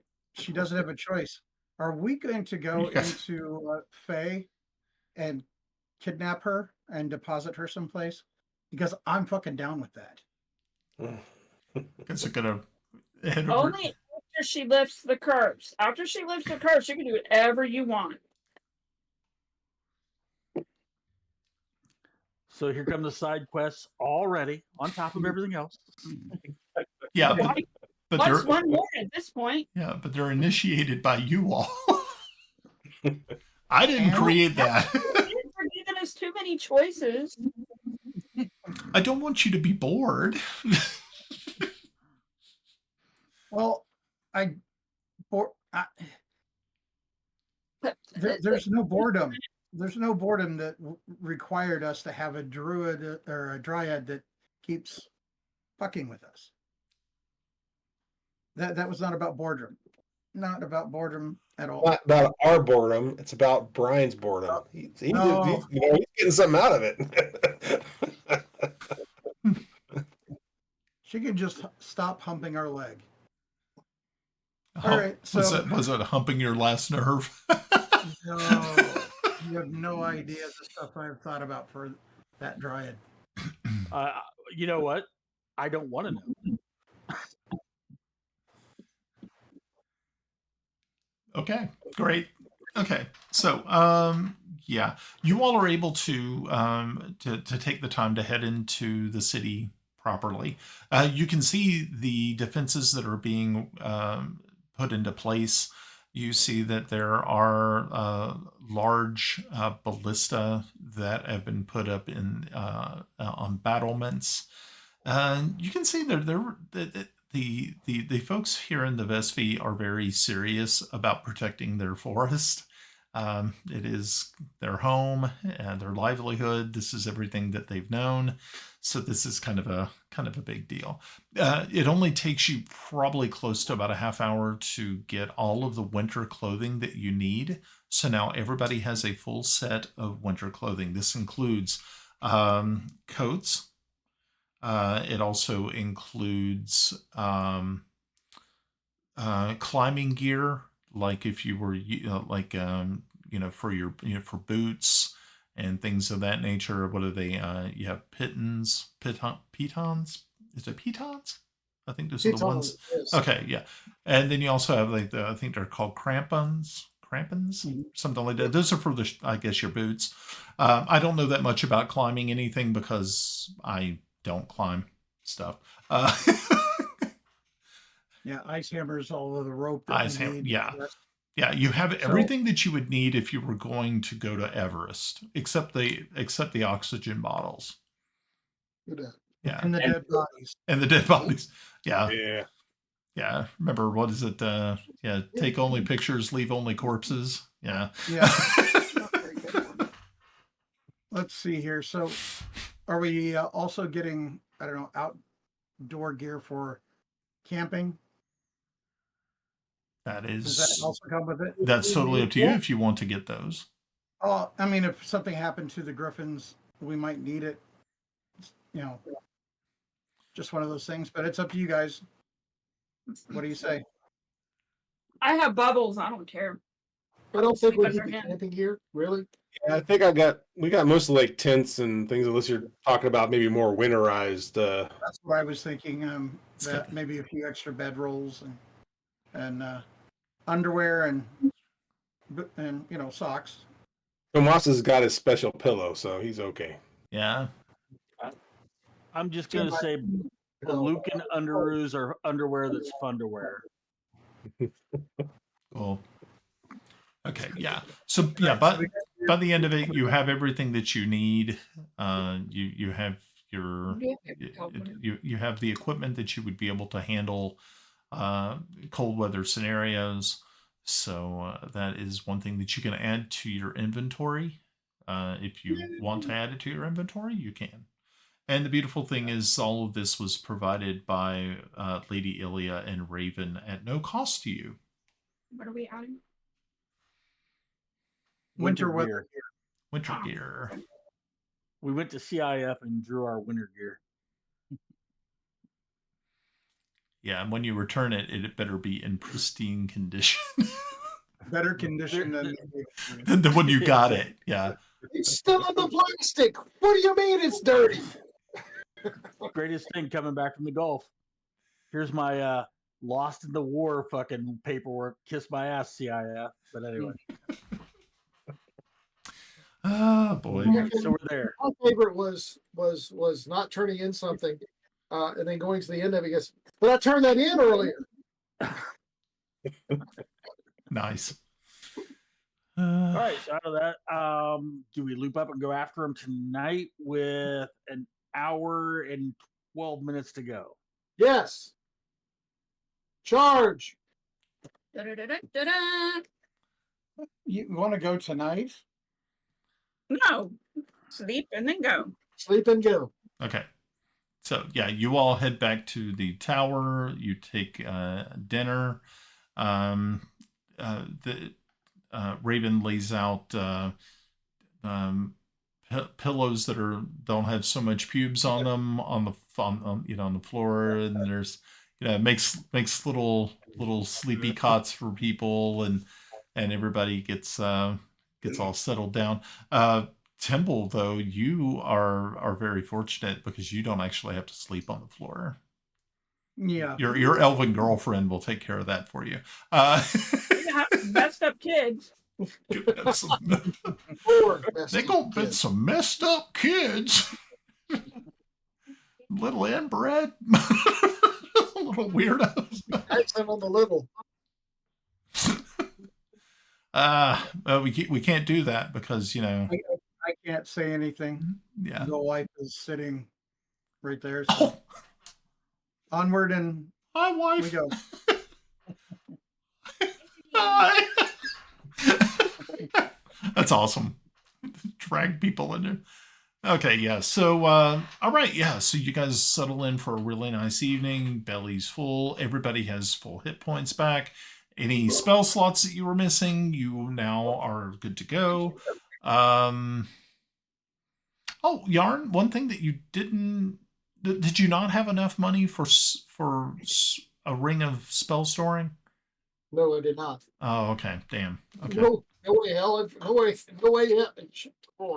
Okay, that's cool. I was just wondering. I was thinking about it just now. I'm like, going, did he ever get one of those? Or Nope. because I know y'all were kind of thinking at one point in time you were thinking maybe getting two, one for Kiffy, one for you, which would have been pretty cool. 10,000 gold. Yeah, that's a lot of gold. 10,000. 10,000 5 gold. each. Really not so much given the horde that is sitting out there that we have to fly back in the morning anyway. Maybe we should stop by and grab a couple. Well, you're very optimistic that you're gonna make it, but that you're gonna be coming back. On the way back, we should probably stop and get several thousand worth of. Yes. Okay. So you do remember that this horde was really supposed to go to the people of Bissell and Celene, but you guys keep like robbing it, so that's fine. We are the people of Bissell and Celene. Oh, I see. You're okay. You're going to rationalize the hell out of that, huh? It is going to the people helping us defeat their enemy, our enemy. Yeah. And the Chancellor's tax. Yeah. Here's a gold piece for Celene, a gold piece for Bissell, and a gold piece for me. That's right. Absolutely. No, seriously. We're going there on a mission to find the stupid egg. Yes. Right? So, we're not taking money from the people of Bissell or Celene. We are taking money to support that mission. Yep. No, I see it As like long in as- Dumb and Dumber, where they kept stealing the money out of the briefcase, but there were IOUs. Like IOU for a Ferrari. You might want to hold on to that one. I'm There's no utilizing the funds available to accomplish the goals of the dragon. Okay. So by the time that you actually, you all get up, get dressed, everybody's great. You say goodbye to your hostesses, and you make your way back out, and they wave to you from the ground as you fly away to the west. Alrighty. So we're off like a herd of hurdles. Yeah. So you're only looking at about another 2-hour flight. Let's see if the weather has improved. That would be nice. Yeah, it'd be nice and balmy and wearing winter coats. Oh yeah, they could get like some sort actually of. thought that earlier. Okay, they come off quick. Sudden heat wave. I grew up in This is Missouri. where I would insert a yo mama joke, Russ, but that's okay. I'll make it a Glenn's mom. Okay. Your mama says it comes off quick. Oh my gosh. Terrible mama jokes. How horrible. Okay. You guys are lovely. And yesterday was her birthday. Yeah. Oh. Well, that was wild. Happy, What happy, is Oh, happy no. snake handling celestial birthday, Aunt. Yeah. There we go. Unfortunately, the winds have not increased, but they have not subsided. So you're still having to go through that. So you will have a little bit of Timble. I don't know what you're doing.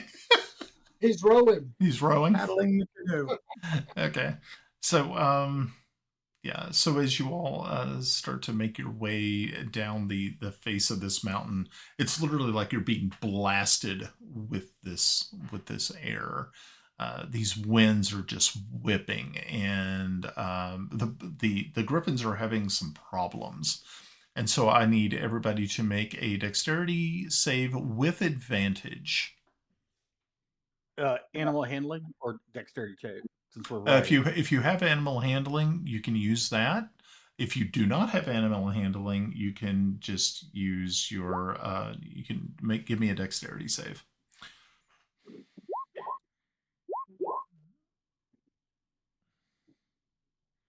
Okay, so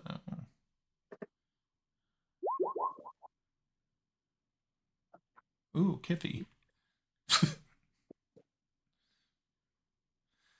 Okay, so Kiffy, give me a dexterity save then.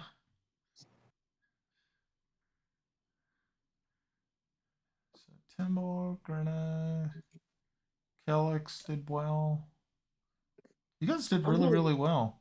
Or wait, Kiffy, did you give me No animal handling. 2 animal handling checks because you had advantage? I click on it because you get it with advantage. You never mind. Oh. Okay, those are all yarns. But yeah, I'm waiting for one more for Kiffy. Okay, Kiffy, what'd you get? Oh. Ah. Oh. At least you got the 10. Yeah, but he still needs. Thanks again. Okay, that was your dex. Ugh. Yeah, Kiffy, give me one more animal handling check. Because you were supposed to do it twice, so I just need one more.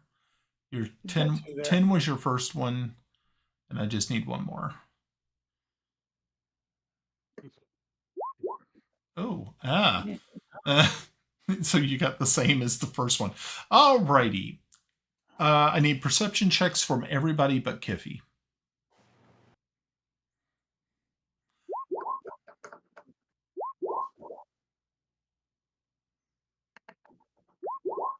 Nice. No, it sucked. Okay. So Yarn is really about the only person who notices that Kiffy is having an issue with his griffin, and Yarn, you actually see him. Well, hold on, let me see if Grenna also noticed. Grenna, can you give me a perception check?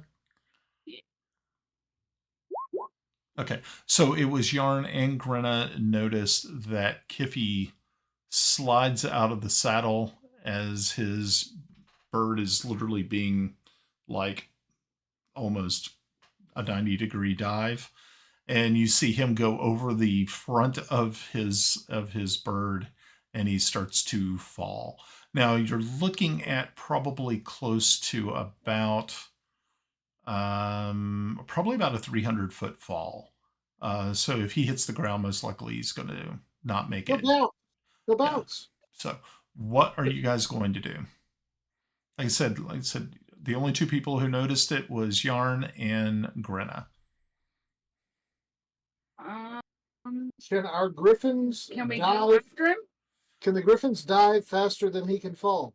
With the wind blowing against them, it's going to be very, very difficult to do that. Okay, let's see what I've got. See what you got.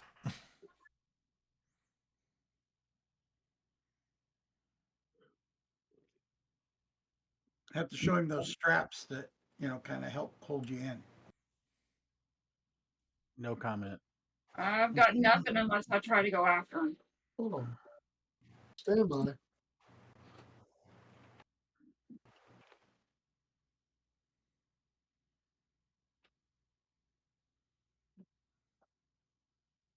Nope.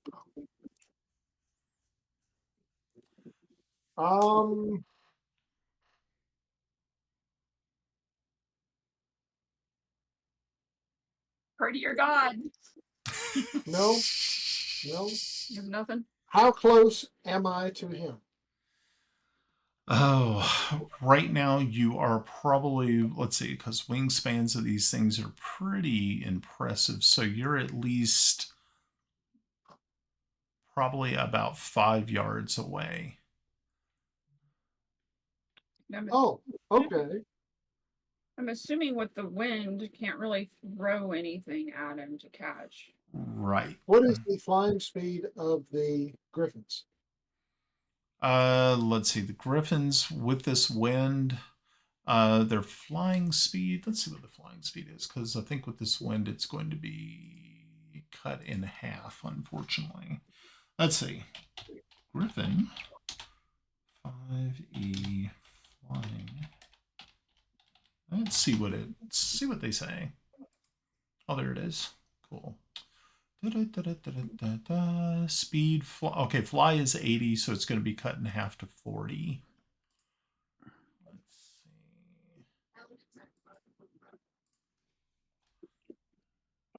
see. He's falling at 9.8 meters per second. So Probably he reaches is terminal he is velocity. 5 yards from me, correct? Yes.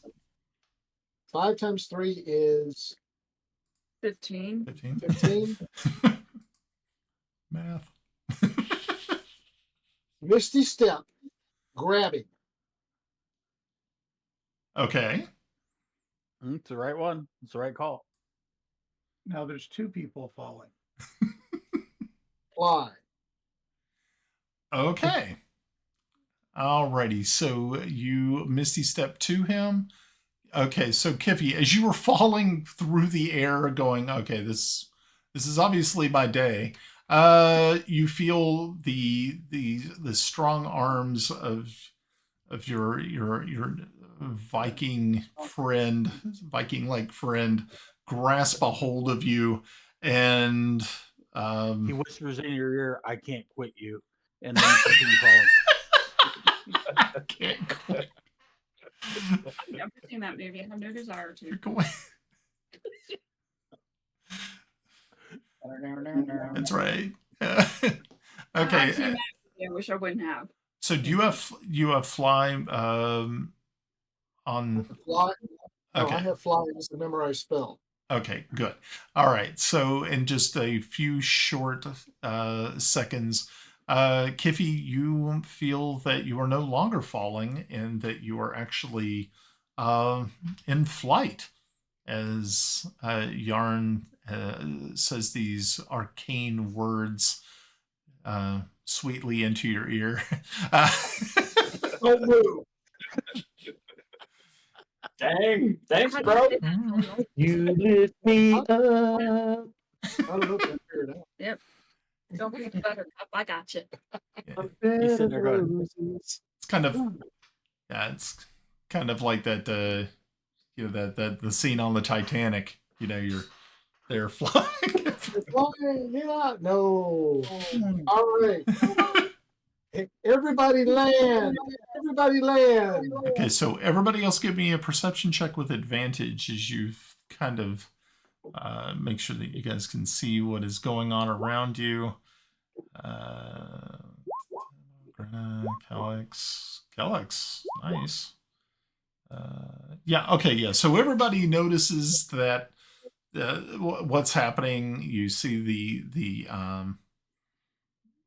Kiffy, your griffin sort of flies around, trying to get as close as he possibly can to you, so that you can be dropped back into the saddle. But you are no longer falling to your death because Yarn saves the day. Man, thanks, bro. You didn't want to see the spells I was trying to figure out how to save you with, so. All I could do was cast Stone Skin and try to make a big crater. One of my options was to put you to sleep, and then you wouldn't know it happened. Oh my God. So kind. So kind. All right. So yeah, you're finally able to get you're kind of at the base of this mountain, and it just takes you a couple of more minutes before you're kind of going along the treetops here. You can see that the leaves are changing. It's getting and the air is definitely crisper here. It's very, very kind of chill in the air. But in the distance, you can see a line of smoke coming up through the trees, and you're kind of thinking that you're getting close to your target area. And with that in mind, I'm going to change over to our new map. Initiative. Map. A map.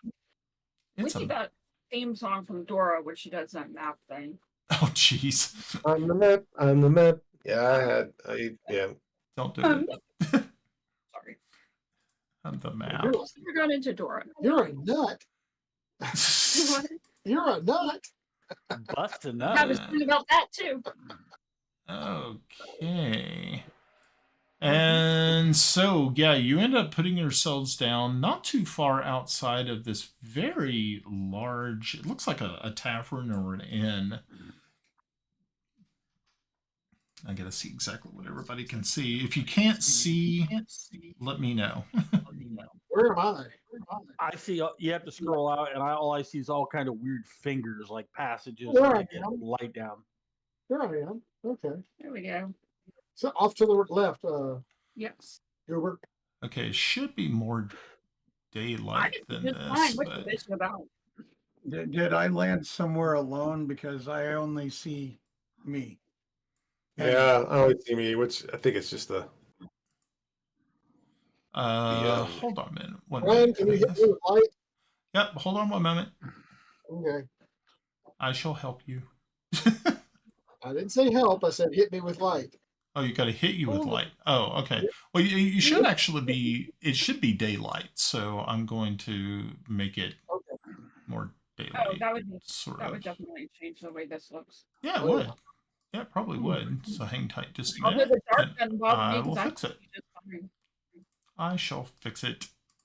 And ta-da! No. And then it became light again. Hey, look, horses. We could feed the griffins. Thou shalt count to 3, not 5, but 3. That's a grenade. It's a grenade. And it takes a turn. Actually, you didn't put a time limit on how long it takes for me to make those. I didn't. No, I'll it says I can just create 2 a day, but it doesn't say like it takes this long or that long. Oh, okay. Or All right. I'll make sure to come up with some sort of rubric for this. Okay. So, yeah, what you see is it looks like there are a couple of buildings here. One smaller, one larger. It is probably closer to about 9-ish in the morning, 10-ish in the morning. So, you can Anybody speak like Loonish? what? Language of the region. Yeah. Yeah. Nope. Not I, coach. Not I. Not at all. Well, that's a beautiful thing. Most likely that they, will speak common as well. So don't have to worry too much, but So you how's might. this look, Brian? Just real quick, because the way it's lit up for me, I can't tell that there's two buildings. It's like it's shadowing over by the light patterns. Oh yeah, yeah, yeah. That's because you can't see through this all. But there is actually a building behind this smaller one. Like there's a building here, and then there's a building here. So Okay. there's Do actually we two want to separate buildings. reconnoiter around the area? That is totally up to you. Yeah, definitely before I land, I would have flown a circle around the building. Oh yeah, of course. So is the low building like a guardhouse kind of thing, and then the rest of the building is like the big manor house, or No, you're kind of thinking this doesn't look like that type of building. You're thinking that this is more like a tavern or an inn, and the building outside might be storage. gotcha. Okay. And actually, you can see that there, like over here, is a one of those hanging signs, and it's got like a keg on it, and it's like the prophet's bounty. And Man, there's why do I feel like this is the titty twister and fucking From Dusk Till Dawn? that would be hilarious. As Brian smiled over there, like, yes, this will be hilarious. I'm a truck driver. Where exactly are we going to leave our mounts? Yeah, that's up to you guys. Where are We you? might need to get out of here quicker than rather than slow. So I'm going to Maybe look around. Is there like a hitching post kind of thingy? There is, but right now there's two horses sitting over there that are kind of tied to it, and leaving the griffins there might not be the best idea. They wouldn't be able to chase us. Well, actually, Squire Tomas kind of looks at the horses, looks at Timble, shrugs his shoulders. I got you. Yeah. Dead horses feed griffins. Okay. Mm. You can put some red Well, why? spots on the ground and we'll see if somebody notices. Certainly a nice way to introduce ourselves. Wait, Ed, we'll go get the horses and lead them out here in the bush. Feed the griffins. Yeah. Must have gotten away and got eaten by our griffins. Well, yeah, that sounds reasonable. Brian, another thing with the griffins, because we've ridden them for a while, we've trained with them and everything. Are they more responsive to us? Like, can we whistle for them or basic commands, or is that like an animal handling check? That'd be more like an animal handling check on that. Yeah. No, I was just trying to see how you played it. Okay, got it. So Tomas is going to let his hang out right there where he left it. He's going to walk towards the front of the bar. Right over where I'm at is where I'm going to find a place for the griffins to be and take the horses to. Oh, okay. I see where you're at. And Yeah. if there's any saddlebags or anything, I'll take off the saddles and as such. So I don't want my griffin trying to get past the saddle. And yeah, is there anything in bags or anything there? From the horses? Mhm. No, mostly just rations, some clothing. It just seems like these people were just travelers. So, Okay, well, I'm yeah. going to lay the stuff to the side and who knows, we may need it. Clothing could happen. Okay. Is this weird that I'm actually having deja vu? Well, it could be Mary and Joseph's horse, so that we just No, this whole thing for some reason it just seems kind of vague, really familiar. All of a sudden, no, just me. Sorry, carry on.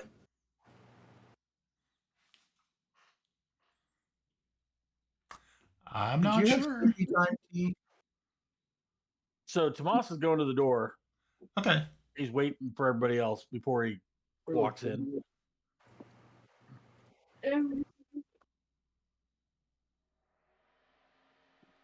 Taking his chest with him.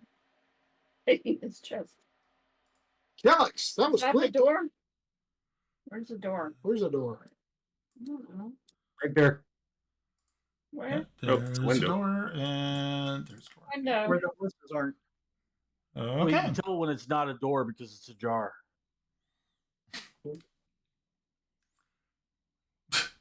And Yarn just phases through the wall.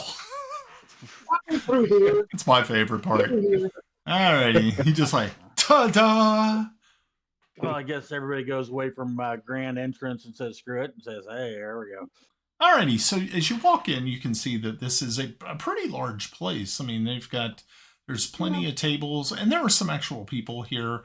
Looks like they're just travelers and things of that nature. You see that there's at least two to three women who are serving.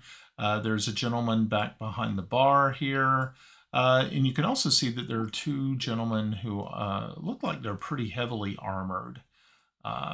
One is back here by this door, and this one over here is talking with this serving wench, so to speak, as she is dropping off food for him. You can see that mostly it's breakfast fare that is being served. As you walk in, this woman here just sort of looks over to you as you walk through the front door and says, please feel free to take a seat anywhere. We'll be right with you. You can see there's a sort of an accent, a thicker accent than what you're normal. And yes, so what you got, Temple?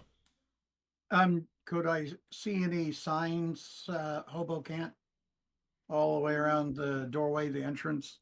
Here, Any of the usual? Here you actually didn't see any of that. Yeah. This place is shady. This place is in a theocracy. This place is shady. Excuse me. Okay. Can we eat? And what time of day is it? It's about 10 o'clock. In the morning. Okay. Yeah, so it's almost brunch. So you guys are gonna find a place to sit or whatever. Sit right there in the corner. Okay. So you guys are over there sitting. I'll And pull a stool up and be right there on the end.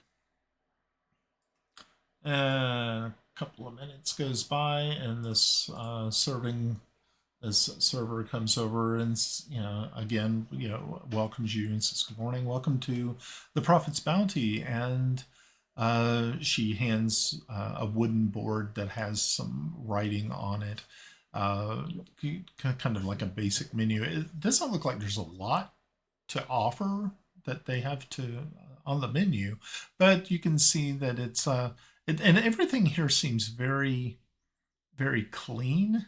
It doesn't look like a place that's been visited often. It's definitely not like the Crimson. It's not like the Crimson Banner in Pellic, which is a very well-known place. It's the everything just seems a little too new.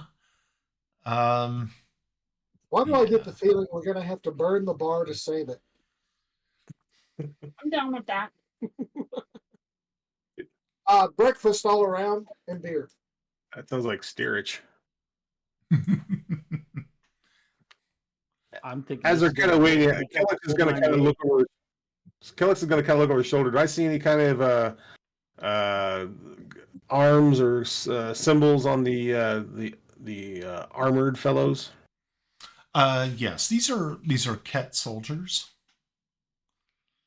Okay, and so they definitely yeah, but no kind of something that kind of detains it as like an honor guard or anything like that. Nope, no.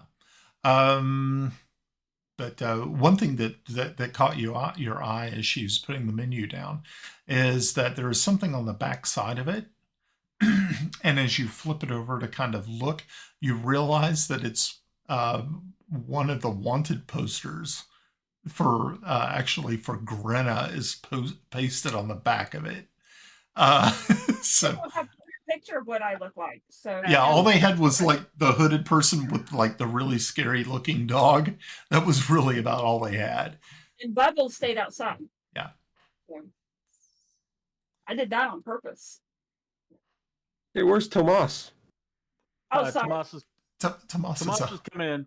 Yeah, I was moved in, so where's everybody at? So okay, everybody's here. Actually, Tomas kind of walks over by the fire and sets up his starts stringing his lute and getting ready to play. there he is. I rolled a 24 on performance, Brian. I rolled a critical success. okay. Yeah. Okay. So you roll this critical success, and the entire place is like dead silent as they watch you do this. And well, here's my song. I sing a song.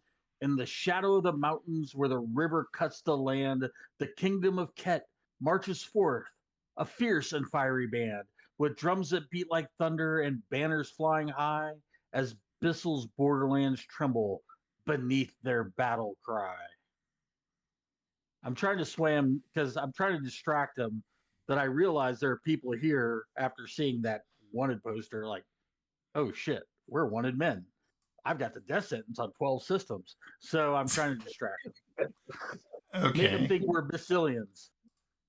So this Or Ketonians. This soldier comes over, and this soldier also comes over. Oh, jeez. It's a critical success. Oh, it was very successful. No, it was very well done. The problem, so to speak, as this one right here approaches you and says, "Welcome, weary traveler. Have you not heard that the emperor has forbade any musical instruments and singing?"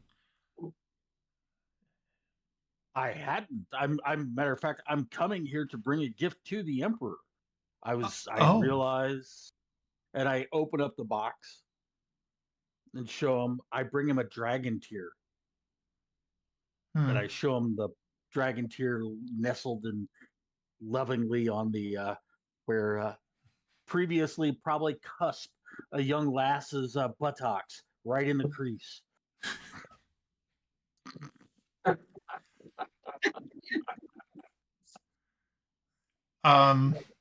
So I can hit them from here. said, and what land do you travel from, oh musical traveler? Well, as a musical traveler, I come from a faraway place where desert camels roam. Oh, I'm stalling while I'm trying to pull up the map to see if the name of the country is up there. So stand with me. Greyhawk. okay. And so he's like, oh, and then he quickly switches to Becklunish, and to carry on the conversation. It's obvious I'm not Becklunish, but I'm from Tejmet.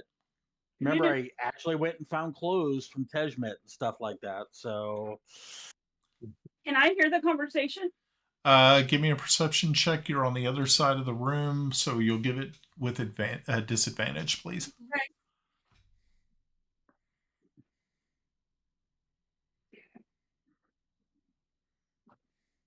No. So Sir Tomas says, "Do I look Becklunish?" And then I start picking out Cotton Eye Joe. He said he immediately puts his hand out to stop you from playing. He says, "No, actually, you don't. You definitely do not look like our people. As a matter of fact, I'm almost kind of thinking that you might be from further south." As he looks at the other fella, and he's like, "What do you think?" The other guy says, "Yeah, it doesn't look Brian, like." are we, since it's kind of gotten quiet in here? I mean, obviously, are we taking notice that that Tomas is now getting a little surrounded? Oh yeah, he's getting. It looks like he's being questioned. You know, I'm gonna walk over. it's like as you get there, you hear one of them say, "Das Papier, bitte." Actually, Cav, are you gonna go over? Yeah, I'm going over. I'll go over with you. I actually speak this language. Look, I could be useful for once. Meet for once. Brandon's gonna be useful. I know, right? Hey, she saved my life. I love Granna. She's great. Need to put a stop to that. Saved almost everybody's life at least once. Hey, Brian. Mhm. I'm gonna quietly make my way over. I did make a roll for stealth, but I'm hanging here close by as my intent. Okay.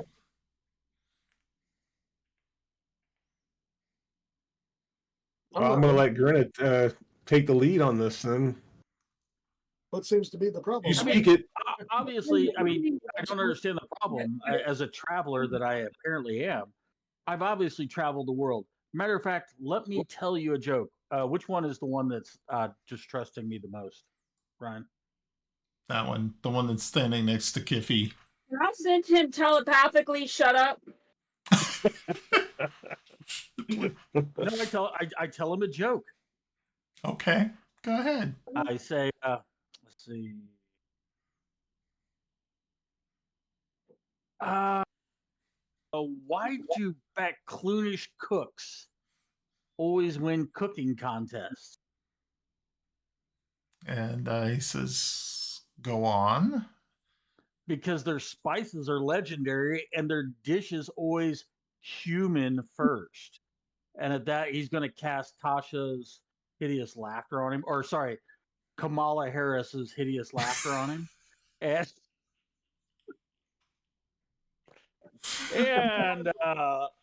to see if I can trick everybody into thinking I just told the world's funniest joke.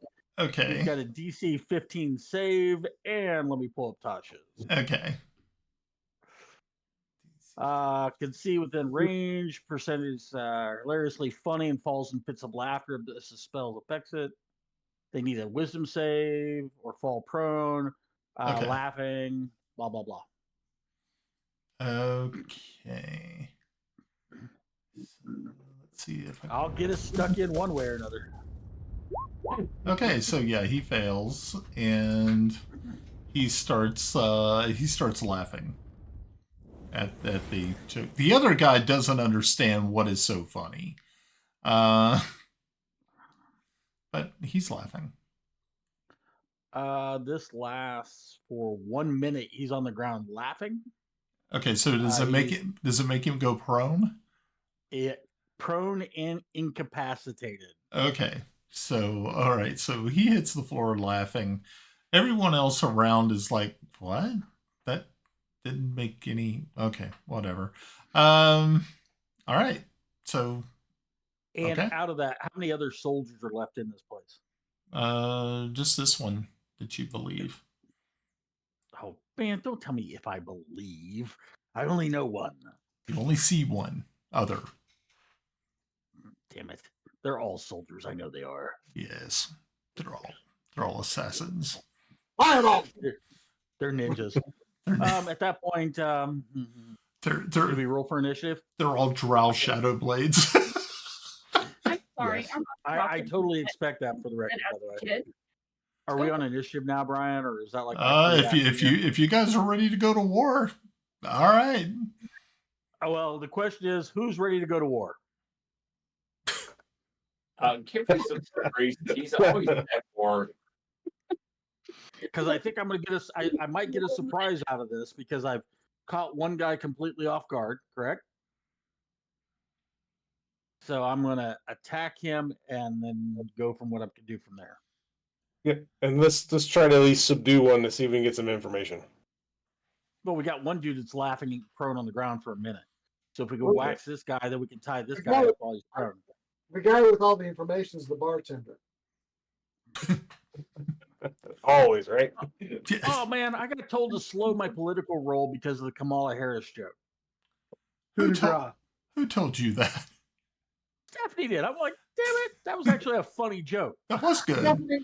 Stephanie, that was good and appropriate. Yeah, it was perfect. Yeah, it was Kamala Harris's hideous laughter. Horrifying cackle ever. Oh. Ha ha ha, baby. They said it was awesome.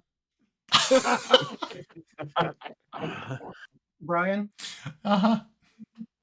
well, he asked it, who's ready for war? The one who's prone. How do you do that whole, if they're down controlled like that? Can I just coup de grace? He's incapacitated. What I was it? think you only get advantage. Yeah, you just get advantage on them. Yeah. It's not like 3.5 where they just come up and slit throats. Yeah. Like, Yeah. like the That's old not fair. That was my whole plan. the good old days. Just walk up and just murder people while they're sleeping or whatever. Yeah, they goofed it up. So, alrighty. So I'll tell you what. Alex will kind of laugh a bit and walk up to the other guy and says, "Well, at least somebody knows how to take a good joke." And I guess we roll initiative. Okay, initiative it is. Let me break out the counter here. Turn order. There's turn order. Make sure to click on your piece. Oh, I hope I did because I had a fucking. I should be in there. Yes. Well, I had a critical, so I threw another 20. Do I get a free action attack on him, Brian, because I'm catching flat-footed kind of thing, or how does that work for you? Who are you catching flat-footed? Which one? The guy that he's the other soldier, the one that's looking at him like, why the hell's he laughing? Like, I don't know, that's pretty funny. Dunk. That's kind of how I'm thinking. Well, Kellex has moved in front of you, so that's not going to happen. Damn you, Kellex. I actually stick Kellex in the air. I did not show up in the turn order. Did you click on your character first before you? I did. That's okay. Nobody of consequence. Can you go ahead and try one more time? Sure. And then I'll put your initial score in. 17 that you got.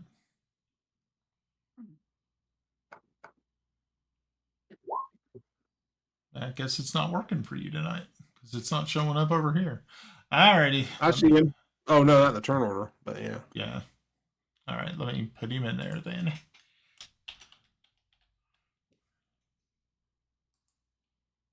Is this the point where we become murder hobos? Apparently. Kinda.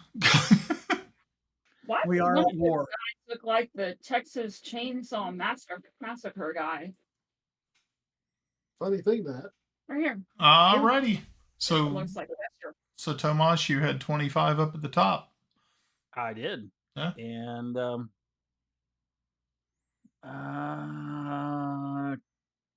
step forward a little bit and Okay, if you're stepping there, you're actually that's the fireplace, so you're gonna need to get around. Yeah, it'd be kind of hard to fit. You can go around the back behind me and just kind of step over to the laughing guy. Do not get between me and the target. Fireball, fireball. Actually, no, I think I am going to throw it. Actually,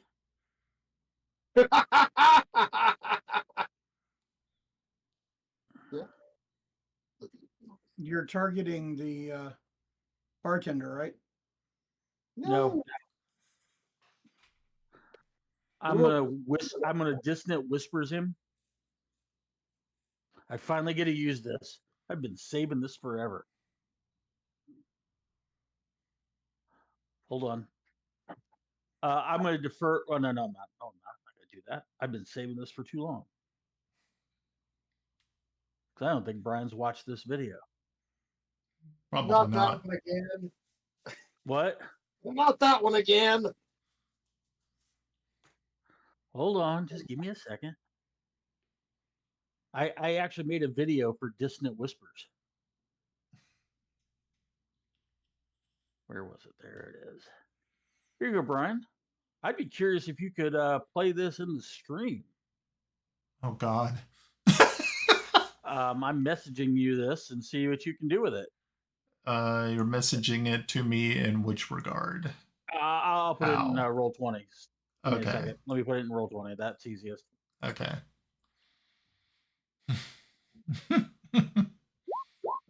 Okay, let's see if this will open up. I have no idea what we're seeing here.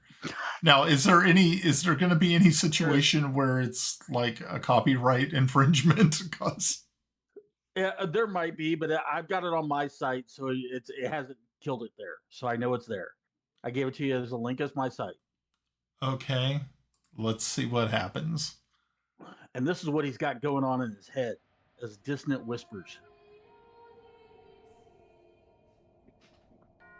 Got to challenge his DM sometimes. Say, I'm going to throw him something that he didn't expect.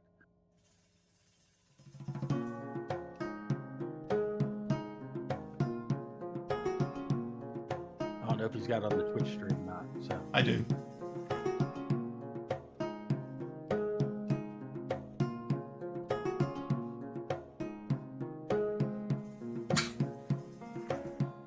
We're no strangers.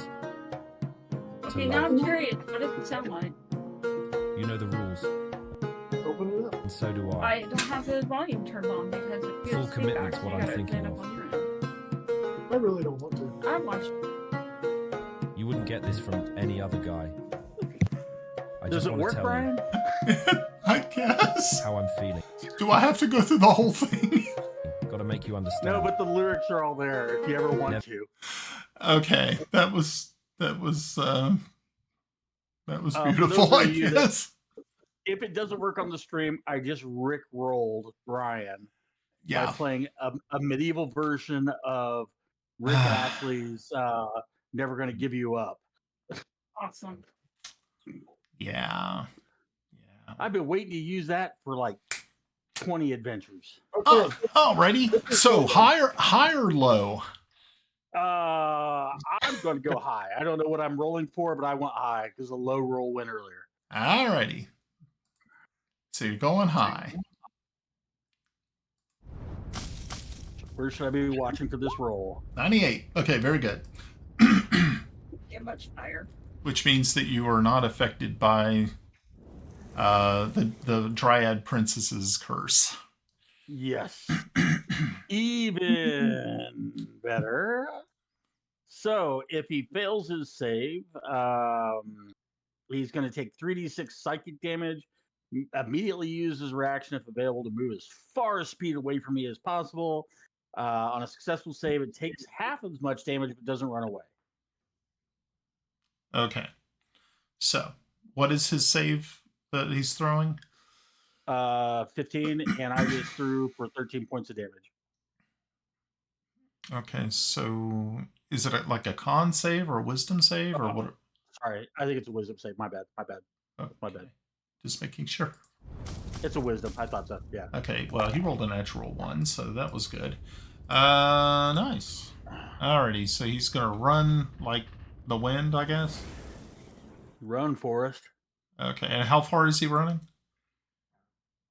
Till the end of time. Time. As far as its speed allows me to get away from you. Okay, cool. So he's got 30 feet. So he's going to move there, but Kellex will get an attack of opportunity before he leaves the area. So Did you catch his damage too, by the way, Brian? What was the damage? 13 points of damage immediately. Okay, cool. Good deal. All All right.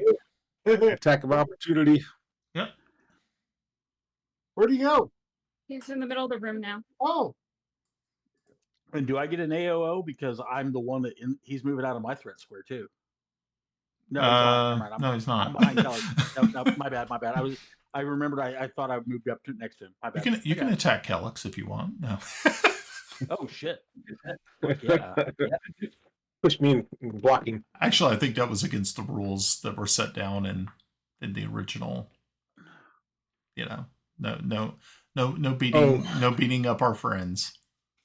Remember, we're friends.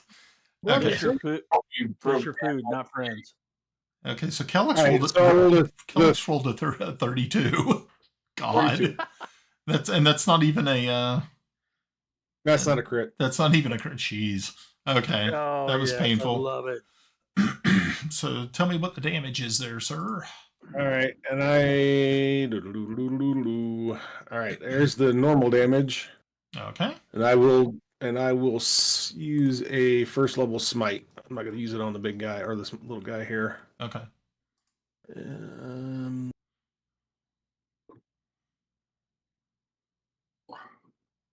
So 19 points altogether. Okay. So you add another 10 to that. Okay. Yeah. Cool. All right. Very nice. Okay. So Tomas's went. Okay. Does this guy get on his turn? Does he get another savings throw, or is he? I think he has to run first. Let me pull it up again real quick. Okay. Well, he. It takes move as far as speed as allows. The creature doesn't move. Obviously, the ground.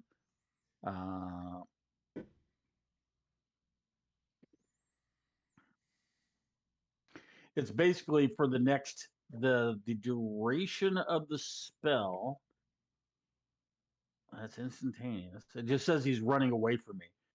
We ran into this with the vampires, as you might recall. I Yeah. cast Distant Whispers on the one, and it's basically he's got to go. Okay. And then I think he gets one in the next round, is what it is.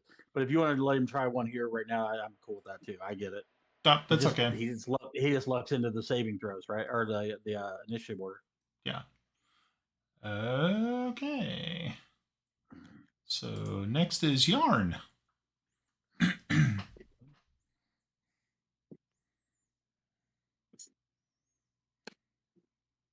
He's thinking. That's okay. And while he's thinking, originally, Brian, I was going to say, could we go to a private room so you had to listen to it while I was in the private room with you? So, But yeah, that's okay.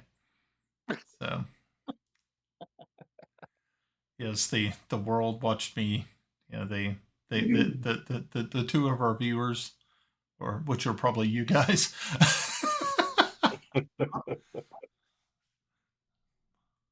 hey, it counts as views. It doesn't matter. You don't get a chance to rickroll your DM very often. That's true. Okay. Fireball. Oh, jeez. Jesus. Okay. Overkill, isn't it? Okay, so you're centering it here, I guess. I'm centering it on him. Okay. Okay. So you're gonna. Okay, so he gets a deck savings throw. Okay, DC 16. Okay, so let's see what he had. 13, so he failed. Okay. Time out. Yeah. All right. This guy, how do I make it ping? Just hold your mouse. Just hold the mouse button down. That guy, Yeah. that guy, and that guy Yeah. are carved out. Okay. They're carved out of the effect. Okay, so they're not in the effect, or are they part of the effect? They roll this. They roll a saving throw. Oh, okay. They also do it. Okay. If they save, they get no damage. If they fail, they get half damage. Okay. So you have to understand these guys are like 0 level peasants. Yeah, but So at least it's a better chance than nothing. They're pretty much probably going to get F'd in the A. So Well. just saying.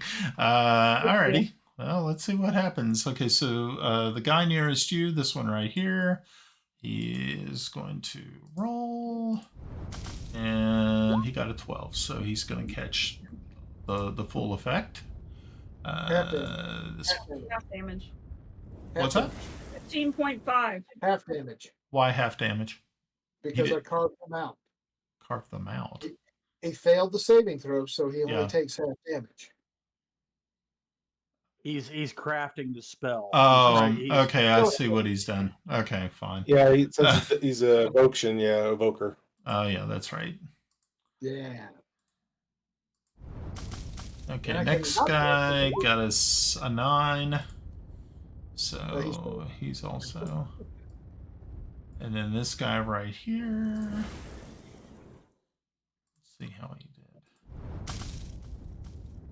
And he got a 6 as well. So yeah, all 3 of them failed. So they take half damage, correct? Correct. Okay, so we're still looking at 15 points of damage. Yep. Yeah, for 0 level peasants. Okay, yeah, so they're dead. So all of these people die. This guy right here takes the full amount, which is the 31. So that is going to bring him to there. But he's still alive. But he ain't happy. No, he is definitely not happy. That was pretty bad. Now you also have to understand that being the most of this place is made of wood, is now on fire. So yeah. So the roof, the house, everything is on fire. I told you we The roof's on fire. Yeah. We don't need no water. Let the motherfucker burn. Okay. Pretty much. Alrighty. Great. Is there anything else you want to do, Yarn? Anything else you want to blow up or what? I think that's all I can do. Okay. Well, that's cool. Alrighty. Kiffy Blackhammer. I never even got out of my chair. He's just sitting there sipping on his brew, just casting fireball. Yeah. Yeah, so the rest of you just hear this whoosh sound, and then there's a bright explosion by the front door as everything just turns into a brilliant, it's like a flash of light. You see that there are 3 people who immediately just get, incinerated and fall to the ground. But once the smoke clears a little bit, you can see that the soldier is still up. All right. It's like the day after. So Did that interfere with his movement? Well, yeah, I would think so. Now that everything around him's on fire, I would think so. Okay, Kiffy, what would you like to do? Let me just do a little bit of. Let me just do a little bit of thinking here, because I don't want to get burned down. Mhm. Well, there's also the one that's laughing on the ground that we need to subdue. He'll be down there laughing long after this combat's over. Yeah, it'll be fine. Yeah. Mm.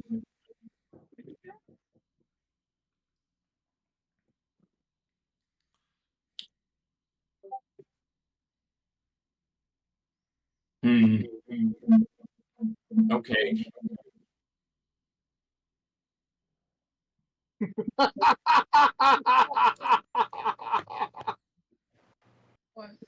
I'm not sure what's happened.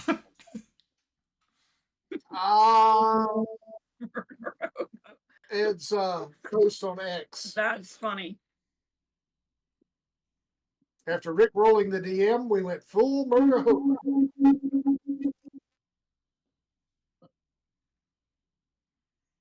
All right. I'm going to, I reckon, the old tried and true.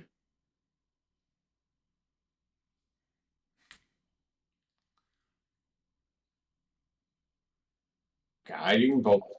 Oh gosh. Oh, okay. Yeah. Are you doing that at its regular level, or are you spicing it up? No, I'm just gonna do it at its regular level. Okay. Thought it was gonna get spicy. We haven't found Lothar yet.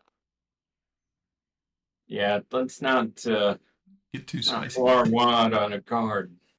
Well, if we keep this up, he'll find us. It'll be fine. Everything's Still gonna got be one great. that's on the ground laughing, so Everything is you only awesome. need one. And the bartender's still fine. Just remember, everything's better with blue bonnet on it. Yeah. Okay. Yeah, and we're not sponsored by any of these, so don't worry, folks. No, if we're sponsored by anything, it'd be the beer companies that we use. Probably. All right. Looking at you, PBR. Okay, so Kippy shot the guiding bolt. And so a 16. Unfortunately, a 16 is not going to hit this guy. Ooh. Damn. Wow. It's fireball. Yeah. So sorry, Kippy. All right. Fair enough.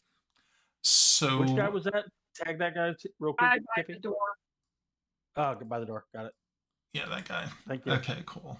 So I'm thinking I'm gonna let we're gonna have Grenna go take her turn real quick, and if everybody's cool, because it's getting late, we'll kind of table it till next week. If you guys are cool with that. 100%. Okay, cool. Can we at least get Timble in? Because I don't think he's had an action yet. Oh, Timble hasn't had it. Yeah. Okay, yeah. Well, let's try to make it quick. Okay, cool. Yeah, So- get through the initiative round at least. So. Yeah. Yeah. 20 hit. 20 will not hit.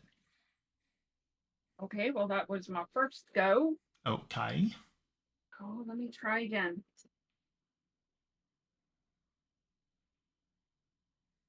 And Grenna, you got somebody outside too, just in case. Oh yeah, Bubbles. But I figure Bubbles would be if he makes it out the door. Okay, so your second one was a 21. Yes. That'll hit. Okay. I got several things that I'm going to be doing. Got my damage, and since I actually hit him, Mm-hmm. I can actually do. Where'd it go?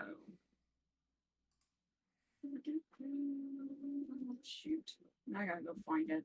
Never mind. It doesn't matter. Oh, yeah. Here we are. This one ensnaring strike.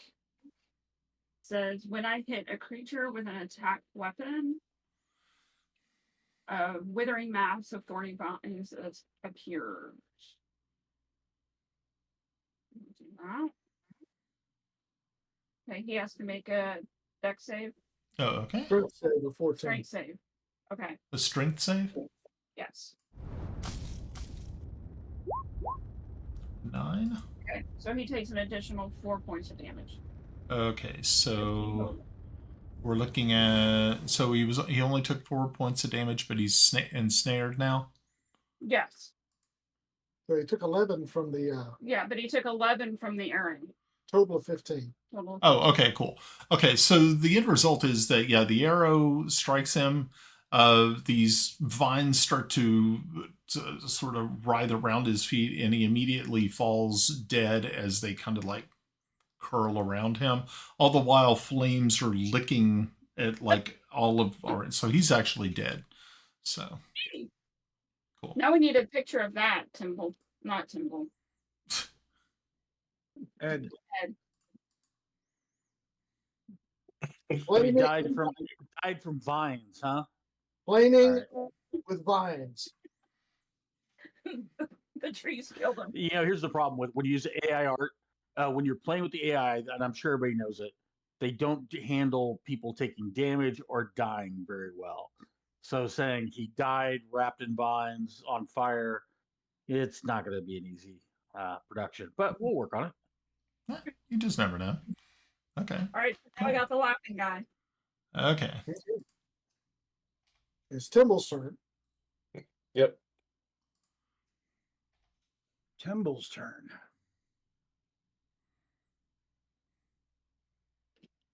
Well, what's the guy behind the bar doing? Well, right now they're going to take their turns after you guys do, because they're like literally 0 level people. So the only nasty looking guys are the 2 guards? yeah, the rest of the people just look like normal, like peasants people. Except for the ones that are cinders.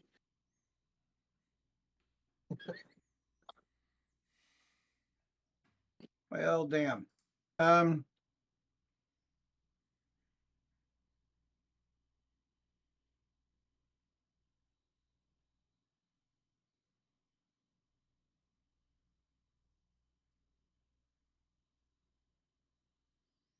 I don't want to attack him, but I don't want to attack him.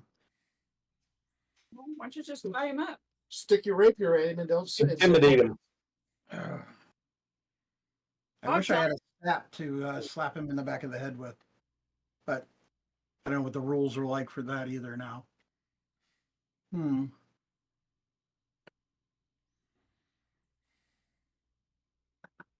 Yeah, I guess I will tell him to get down on the floor and try to intimidate him. Okay. Yeah. Somebody this tall. Yeah. But I have fancy boots and I have a swishy.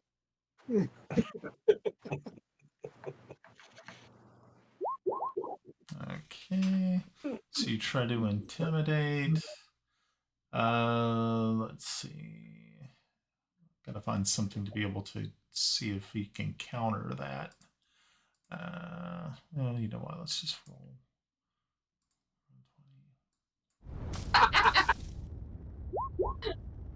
Okay, he matched it with a 15. You can actually see because the tavern is on fire and the fire is spreading. You can see that there is panic starting to go. The people here. So yeah, it's going to be kind of a hard sell for people to get on the ground as they start to like go for the windows. The door is completely blocked by flames at this point in time, so there's no way to escape through the front doors. Oh, the kitchen, yeah, is our way out. Yeah. Oh, window. Yeah. So. Well, at least you're there and you can get an attack of opportunity if he tries to go past you. yeah, I'm kind of worthless in this situation, but I don't want to go murder a hobo. Too late. For once, I am the good guy. Say it isn't so. I know. It's unfathomable. All right. Let's go. It's inconceivable. Yeah. You keep using that word. I do not think it means what you think. Okay. Alrighty. So now I know Kelix, you haven't actually went through a full round, but if you're cool, okay, cool. Yep. So what I'm going to do is I'm going to save you as being the next person up. So this will be all saved. When is our next time we're playing? The 8th. The 8th. The 8th. Okay, cool. Alrighty. So that shouldn't be too much of a problem. So yeah, the 8th it is, 7 o'clock. Yes, Ed. I don't know what's up. I think you were about interviewing someone. Oh, yes. Yeah, for those folks playing at home. We should definitely try to fit in our next, and I think it's our last interview of players. So Kiffy. As he looks around like, what? Is there a good evening for you next week to do like a 10 to 12 question interview like everybody else has had to suffer through? I have no obligations, so whenever it's convenient for you, it's convenient for me. Okay. Cool. Well, we could shoot for like maybe Tuesday evening. Might not be bad. Tuesday at 7. That'll work. Okay. So, yeah. Ed. Do you know Pob's real name? It's Mike, and Okay. but I don't. But I've seen his last name written, but I don't want to say it because I don't want to butcher it. Right. Yeah. Well, and also, like, we all know it's unique, so we don't want to trip him off, right? Yeah. But do you know why we call him Pav versus Mike? No, I have no idea No, why. What is